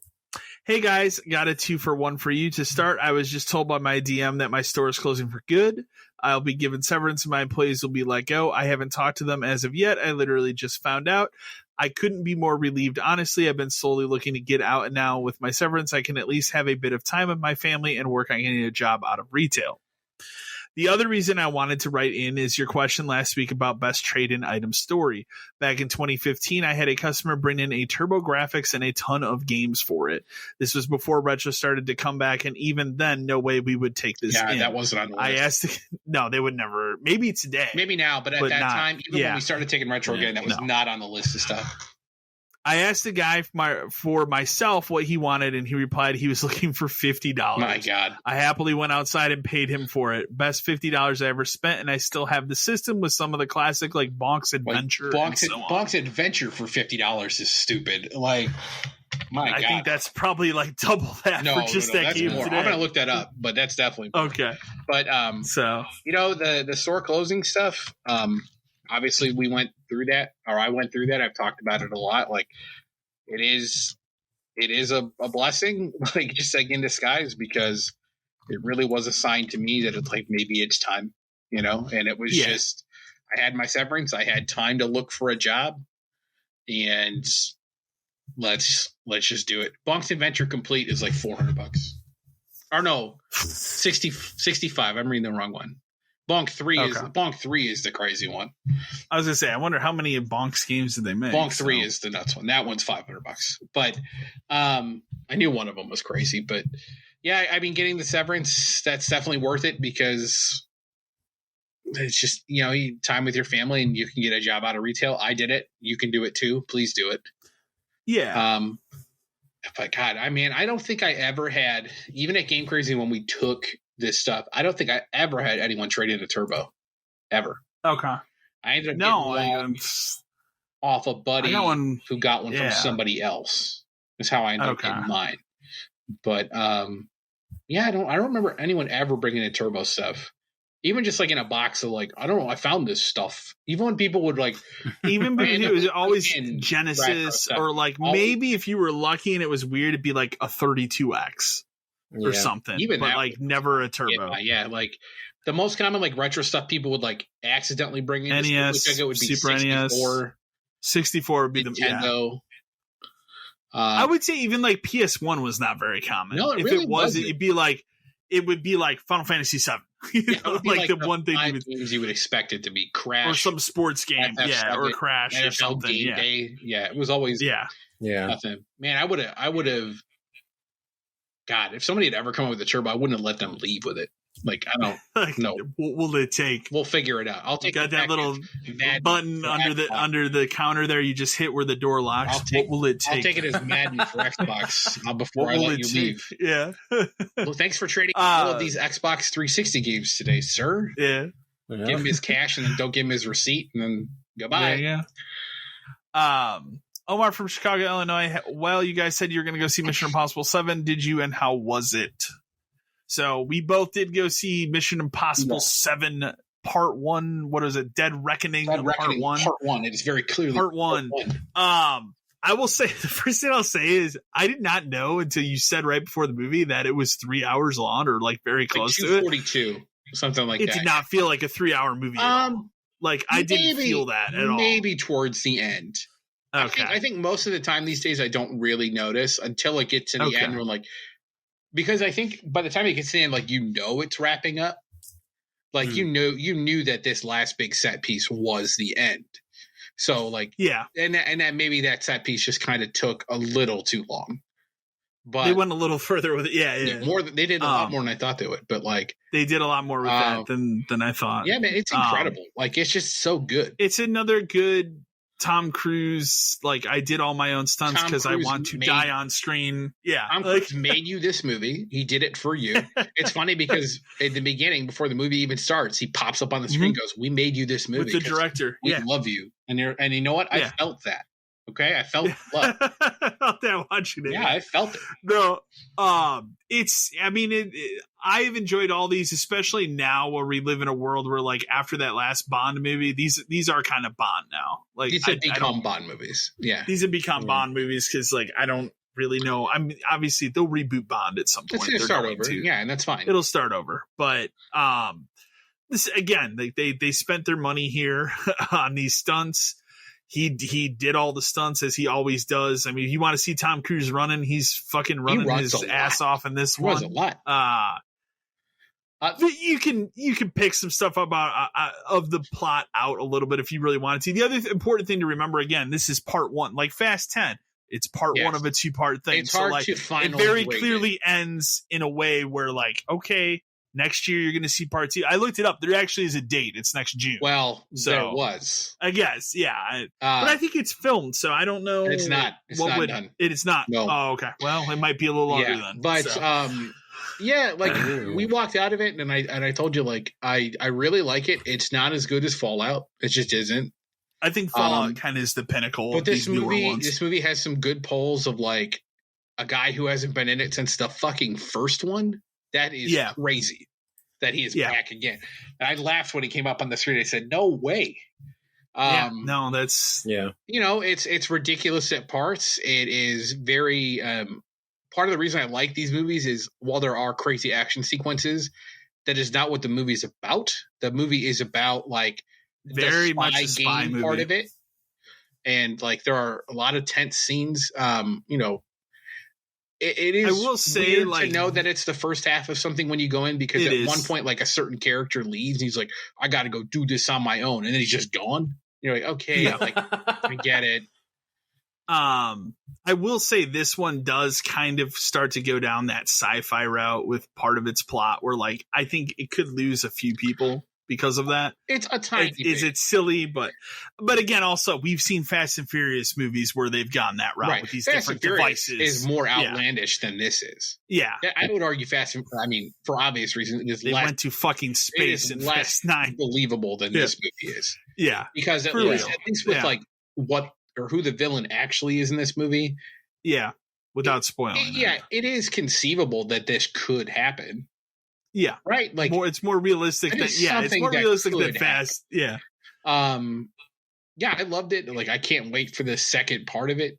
It's crazy to me that we'll get that before we get the other part of Fast 10, but okay. I think the other thing, like with this movie especially, and they probably did in the last one as well, but like they're like the stunts are allowed to breathe in a way that doesn't happen in these types of movies very often, where like they make it a point, like, this is a big fucking stunt you're going to see now, you know. There's a beginning tense part, there's a middle tense part, and there's an end part. And the rest of the stuff in between is like the spy stuff and going back and forth and who's working for who and who's like the bad guy.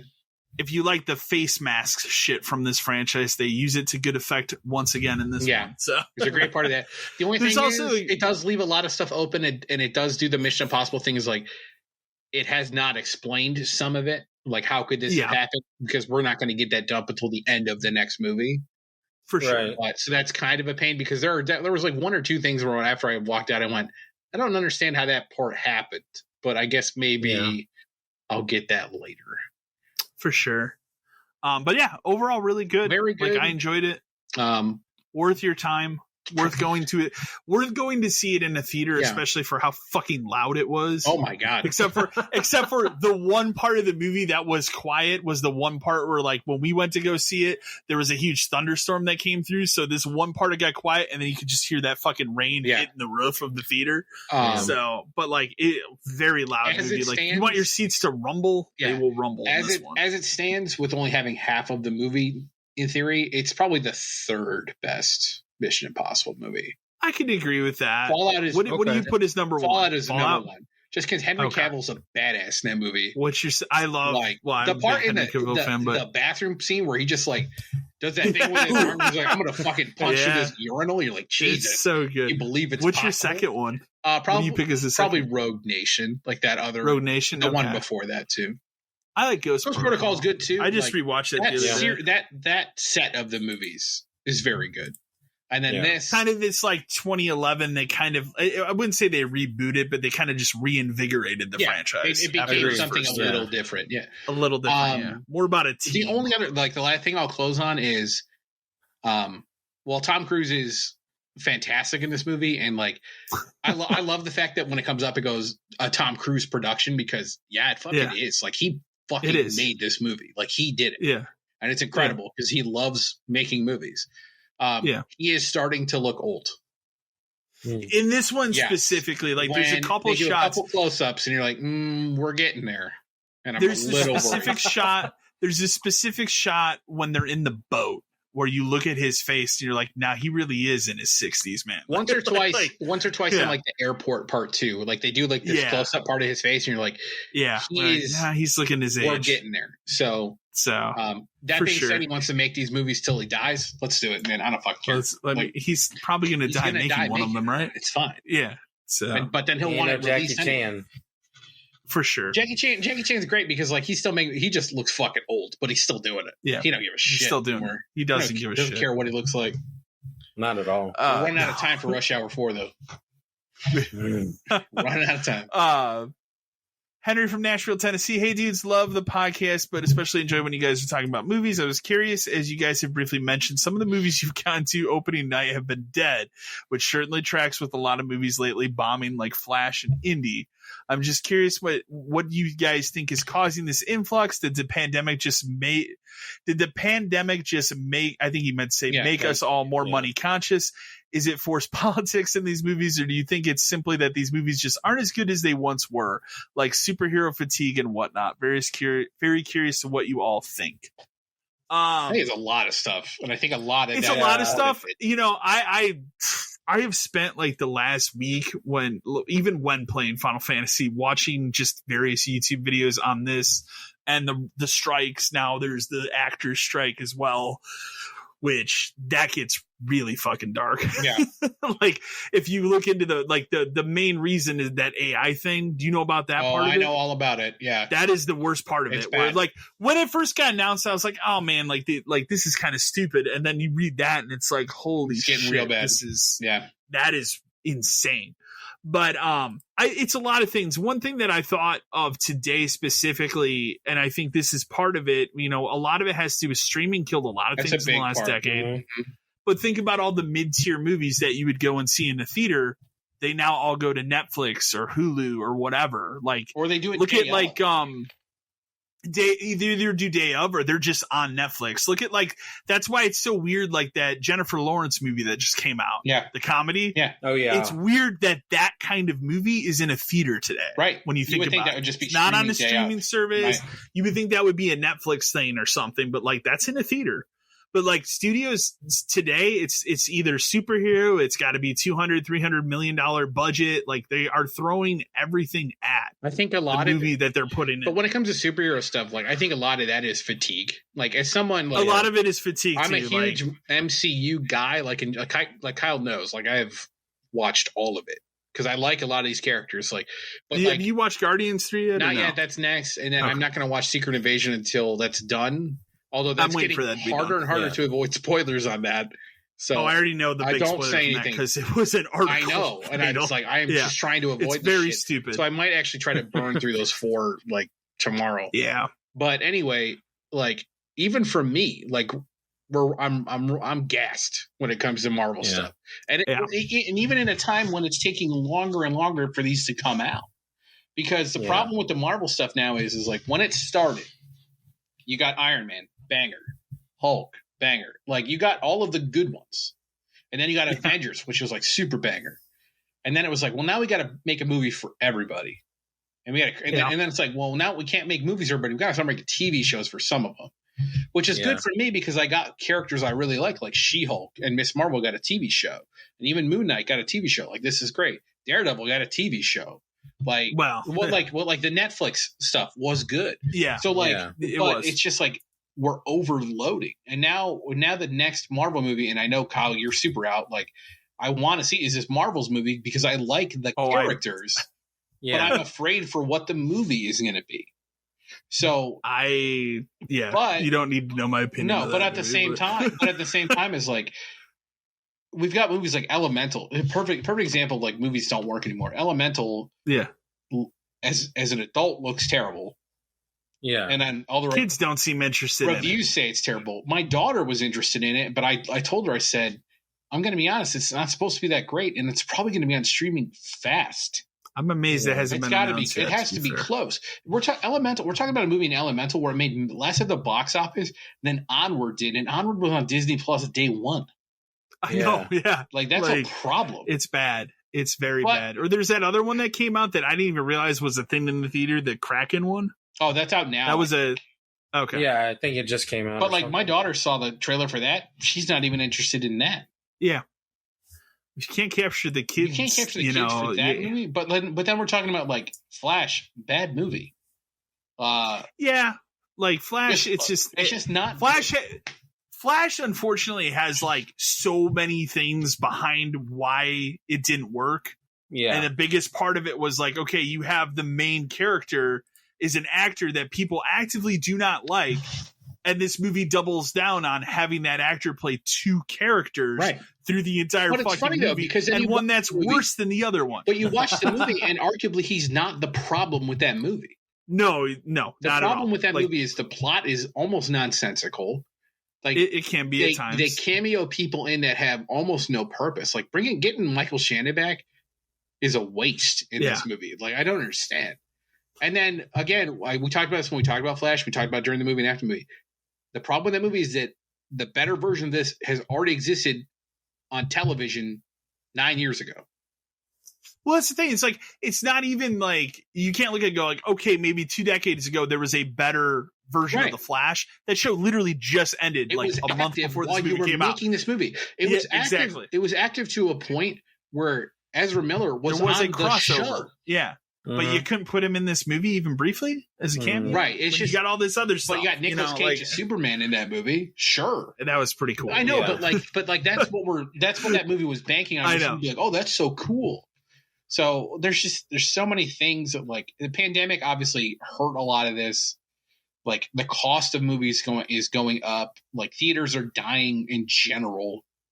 It's like, and that's the thing that I've said, like, it's weird because like even Mission Impossible, I thought, okay, this is the one movie we'll go see at this theater and it won't be dead. No, it was fucking dead. Yeah. Like, it was literally just the four of us and then like two other people, and that was it. And there were like four more people. Yeah. But I guarantee you, if I would have went to the theater over by my house, it would have been sold out, which is so weird. Mm-hmm. So like, it's not everywhere in the country. But the other thing too is, like, I looked it up because I was curious, like, if you live in a major city like Chicago or New York or LA, a regular matinee ticket is $25. That's insane. Yeah.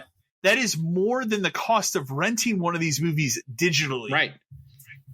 And that's the cost for a ticket for one person. Exactly. Well, and so, like, it also used to take a year before stuff would come out on DVD. It did. Now it's 2 weeks. The Flash is out this week. Mario's on Peacock on digital. Yeah. Exactly. And that's a movie that's is still in some theaters because it's still making money. Spider-Man will probably take a little while because that's making a shit ton of money. I mean, that's still making money. That movie's it's up in the air to see what happens, this coming week between Oppenheimer and Barbie, because those are both going to make so much money. I will so Mission Impossible, because the numbers came out, it made $56 million if you just count Friday through Sunday, but 5 global so far. But if you count all 5 days, because it came out on Wednesday, technically it made $80 million. Right. So it did very well, and it will continue to make 235 worldwide. It's going to hit $1 billion. Yeah. Like, it will make. Oh, for sure.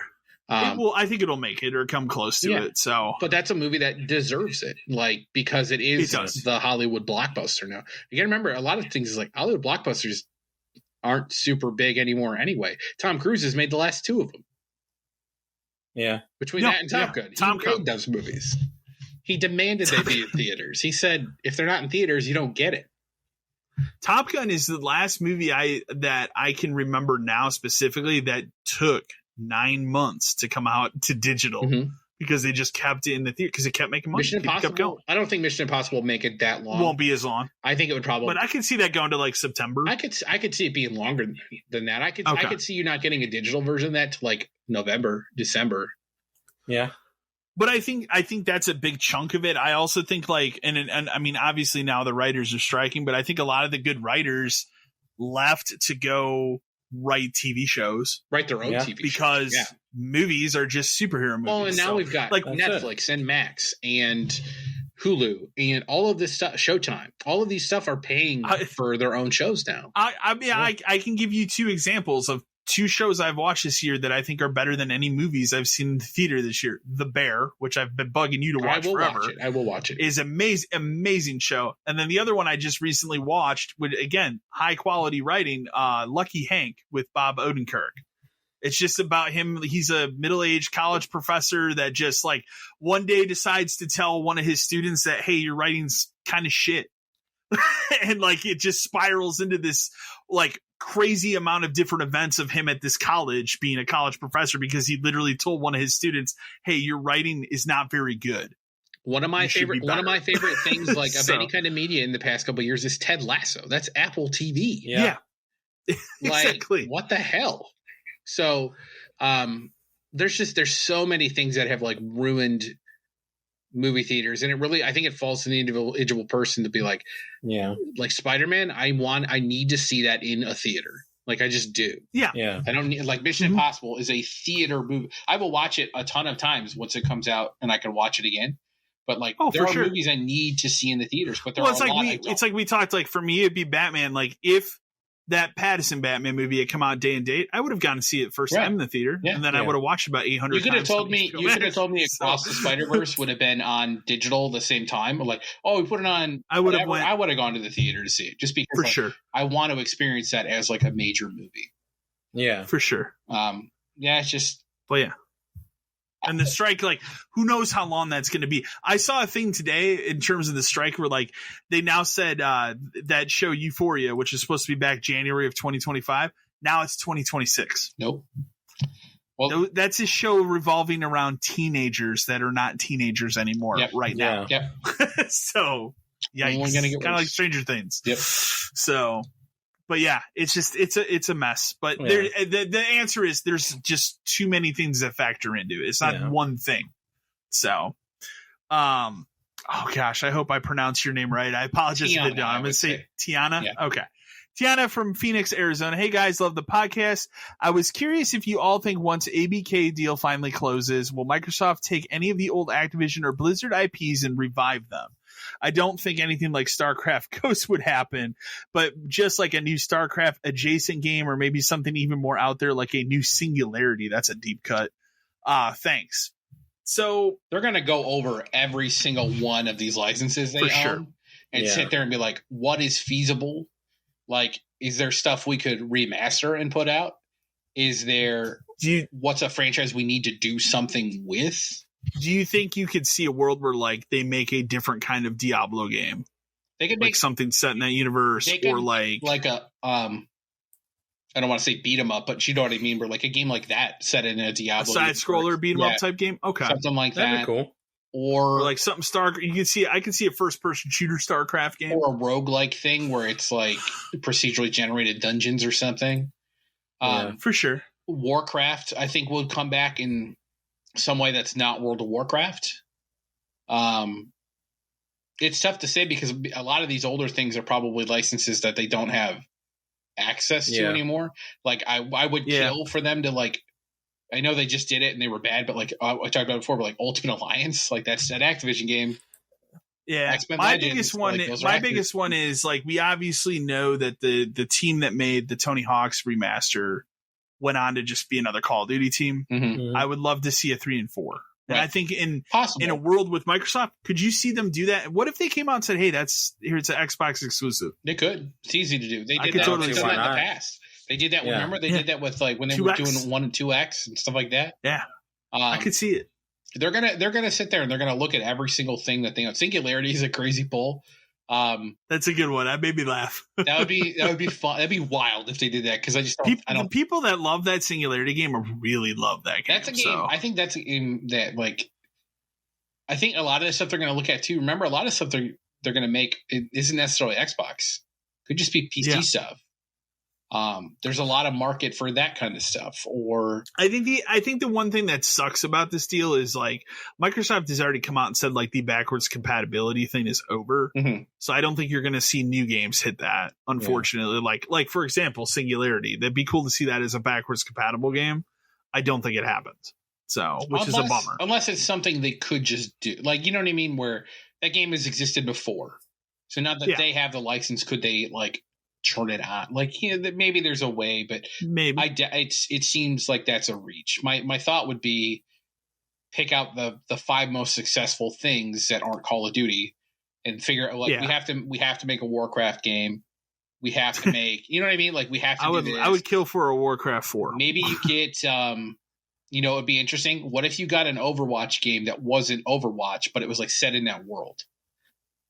Like, you know, like, you mean like what they promised with some of that content? But now you have the resources. But now you have the resources where like you could make like a game that is based around one of these characters.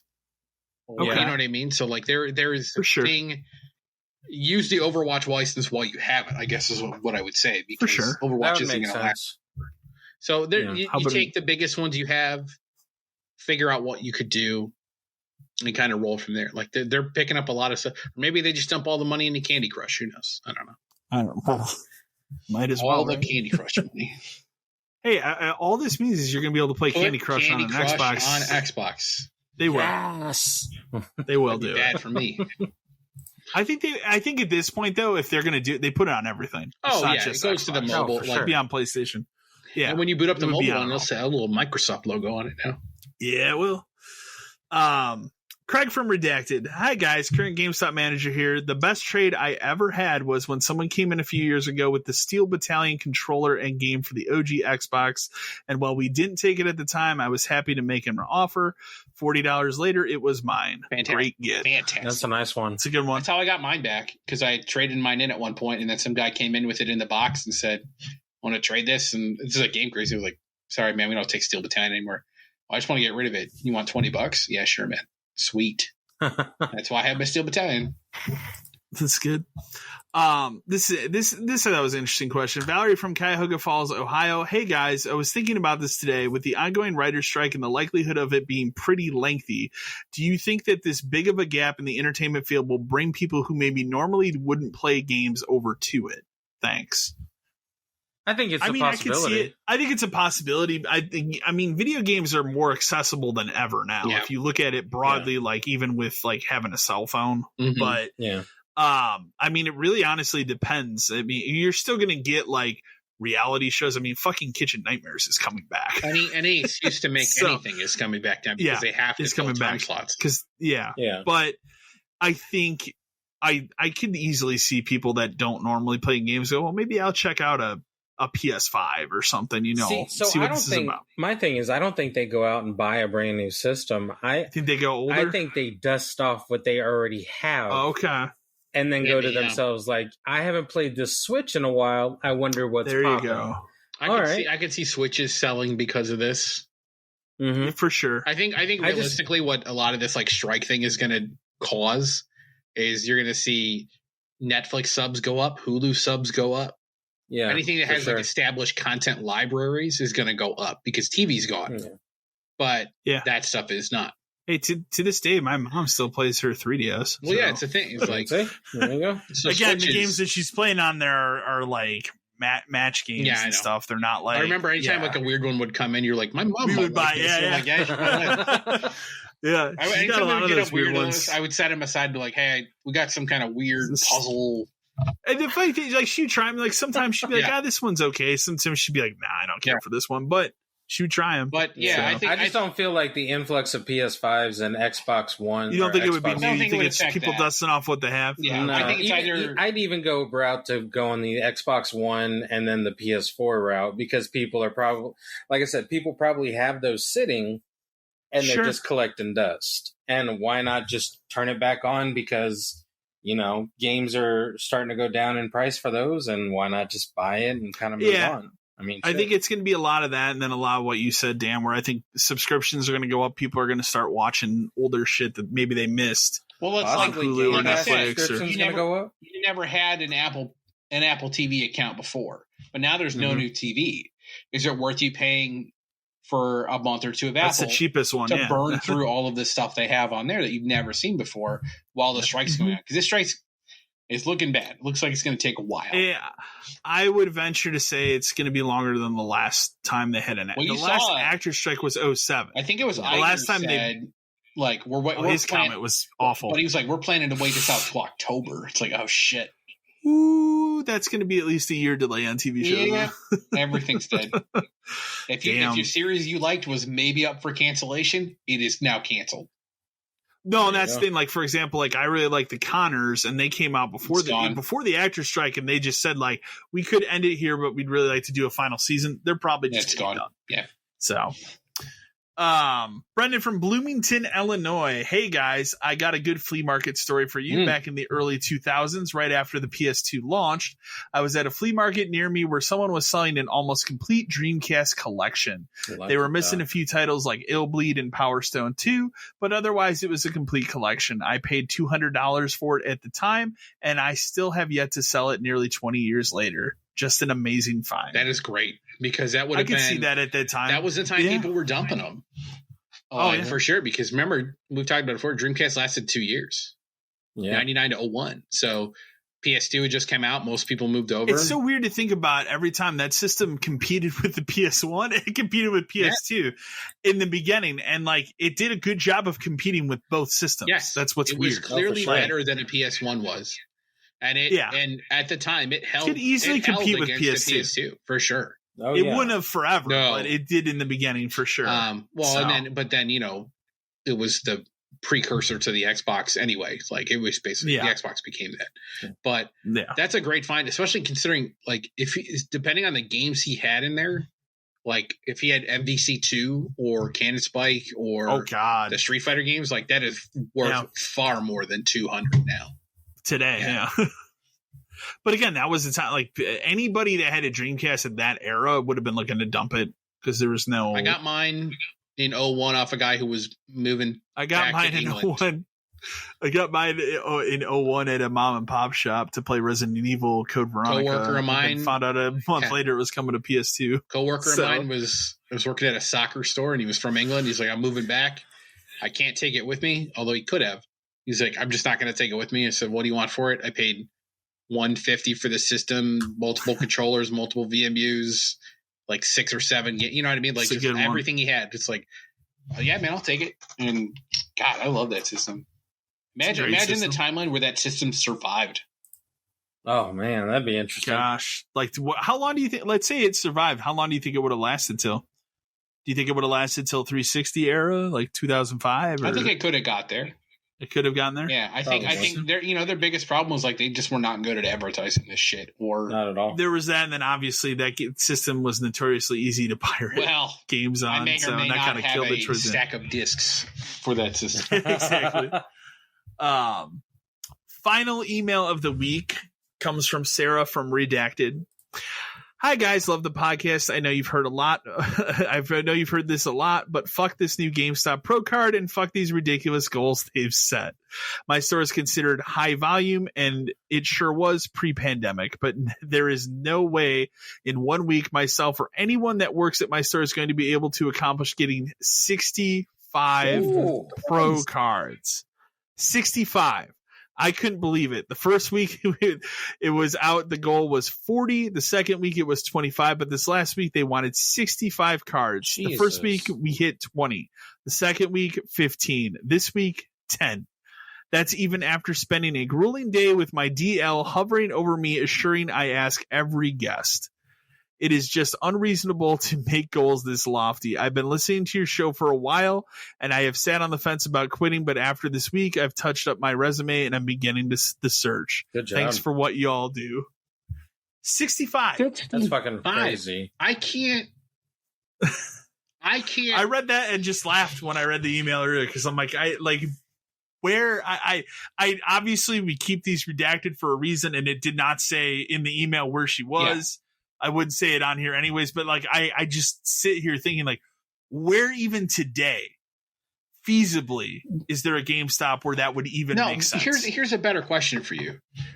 Where it doesn't name a GameStop when we worked there that would get 65 cards in 1 week? Even when it was good, even when it was $15 and you got a magazine and you got a discount off of used stuff and you got extra on trades.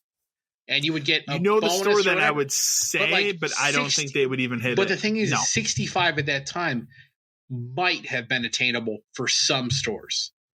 Because if you think about it, on a weekday during a normal week where nothing was going on, I would always tell you guys like get 2 a day. Yeah. Like, everybody just try to get 2. And if everyone tried to get 2, that's conceivably 6 a day. And if we're not counting Saturday and Sunday, like, you know what I mean? Like, conceivably, if everybody could get 2, on average, we could get maybe like 40. You know, sometimes you'd have a really good day. You'd get 12 as like a team or whatever, just based on what was going on. You get those lucky days where a lot of people will be up for renewal. Right. But that's the thing is like, I'm talking about even like pre like renewal days where like you could just do it with points and stuff. Yeah. 65 is unbelievable. That would have been a goal at our store because you know why? 65 people isn't reasonable. I mean, high traffic, like she got 20. That sounds good to me. I mean, I would be impressed. That sounds good to me. Deal because again, we have to account for people already have cards. Majority you have to account for people going into the store. A majority of GameStop customers who are still shopping there now are customers who have shopped at GameStop before. Majority of those people probably have had a card or currently have a card at some point, and they know whether or not it works for them. See, and that's the other part of this that's clear that the higher up and corporate don't understand is like you already have an oversaturated market where like a certain percentage already has this card. Relaunching this doesn't matter. Right. You're not making a new card because you're not cutting off people who have active cards. Exactly. They're automatically trained. Like I have one. I would never pay for this and I'm not going to again. But no, I have mine is set to expire in November and it will be gone. But yeah, same boat. You're not. It's not like you're cutting people off and telling them like, "Hey, you got to pay for this new one to start over." No. Yeah. Anybody and like customers who were smart and saw this coming had time beforehand to buy this card for $15 if they wanted to keep it. Right. Yeah. So what about all those cards that we got before this hit? And the other thing too is like you set a goal for 40 the first week and then you get 20. Okay, like that goal is high, but 20 is good. Next week the goal is 25. That seems high but reasonable, right? 25 is probably high but reasonable. If you're in what they consider a high volume area, 25 that's seems less like than 4 a day. That's less than 4 a day in a high volume area. Okay, fine. And you get 15. So your percentage towards the goal is better. But to go from 40 to 25 to 65 after people have already had 2 weeks to come in and do this. So now you've already taken about all of the cards I've gotten before, which is 35 cards in 2 weeks. All those customers are gone now. But now the goal has gone up 3 times as much. Yeah. Where is this coming from? Who are making these numbers? I assume this is another one of those things where like these are like DLs and regionals, like the two most not important positions in this company. The babysitters. The DL. Let's call them. Even when we were there, like that was slowly becoming a non-essential position. I would argue for a time that was an essential position just because there didn't used to be communication from corporate to you every day, all day. Now so they obviously have a means. But when I can log into a thing that tells me everything and like auto makes my tasks, I have to check them off. Now the DL is a babysitter. And I would argue this store would function the same if they didn't exist. Because there's still accountability by me having to log into this thing and check off that I've read stuff. Yeah. But like this DL was probably set in like you gotta have 65. If ours had said that to us, I would have probably laughed. I would have asked him if he was crazy. That's crazy. 65. Because by the time that he was finally shit canned, like I just didn't take shit from him anymore. I would call him out on everything. I kept all my own records of things. Like, whenever we try to come at me with something, I was like, no, I have it right here on this piece of paper that says otherwise. Well, but things change. I think we've said this nickname for him before, but we used to call him the chess master. But if the chess master, it was a great nickname for him because it perfectly sums up everything you need to know about his management style. He's moving the pieces on the board. He would say that to us, and we were just laughing. All the time. We were just laughing at him. What's the math on that? That was his catchphrase. Yeah. But yeah, he would just if he had said 65 cards. I would have looked at outrageous. Him like I was having an out-of-body experience. Right? Like, am I awake right now? Like, am I looking down on this from above? Yeah, because it's insane. It's just unbelievable. I'm very happy that Sarah is getting her resume together and just like start the search. That would be my breaking point too if you hadn't broken already. Nothing. It never hurts to start the search and literally just like fix your resume. Especially if you are, like a manager at a GameStop now, your task requirements of what you do every day is huge now. God, list all of it. It is. List every single thing you do. especially if you're an SL team. Oh my God. List everything. Like constantly managing a team, blah, blah, blah, whatever. Let's break it all down and then just start firing them out there. Because the worst thing that you can do at this point, if you're sending out resumes, is when somebody asks you for a job, is you say no to them. That's the worst thing that could happen right now. Yeah, exactly. So, but that's going to wrap it up this week. As always, thank you for sending in your emails. You can always send your emails in to us or game recommendation. We haven't had any game recommendations in a while, but I guess at this point we're going to kind of a dry season, so that makes sense. But send them into podcast572@gmail.com. Otherwise, we will be back with you in another 2 weeks for another episode of the podcast. As always, thanks for listening. Thank you, everyone. Be safe.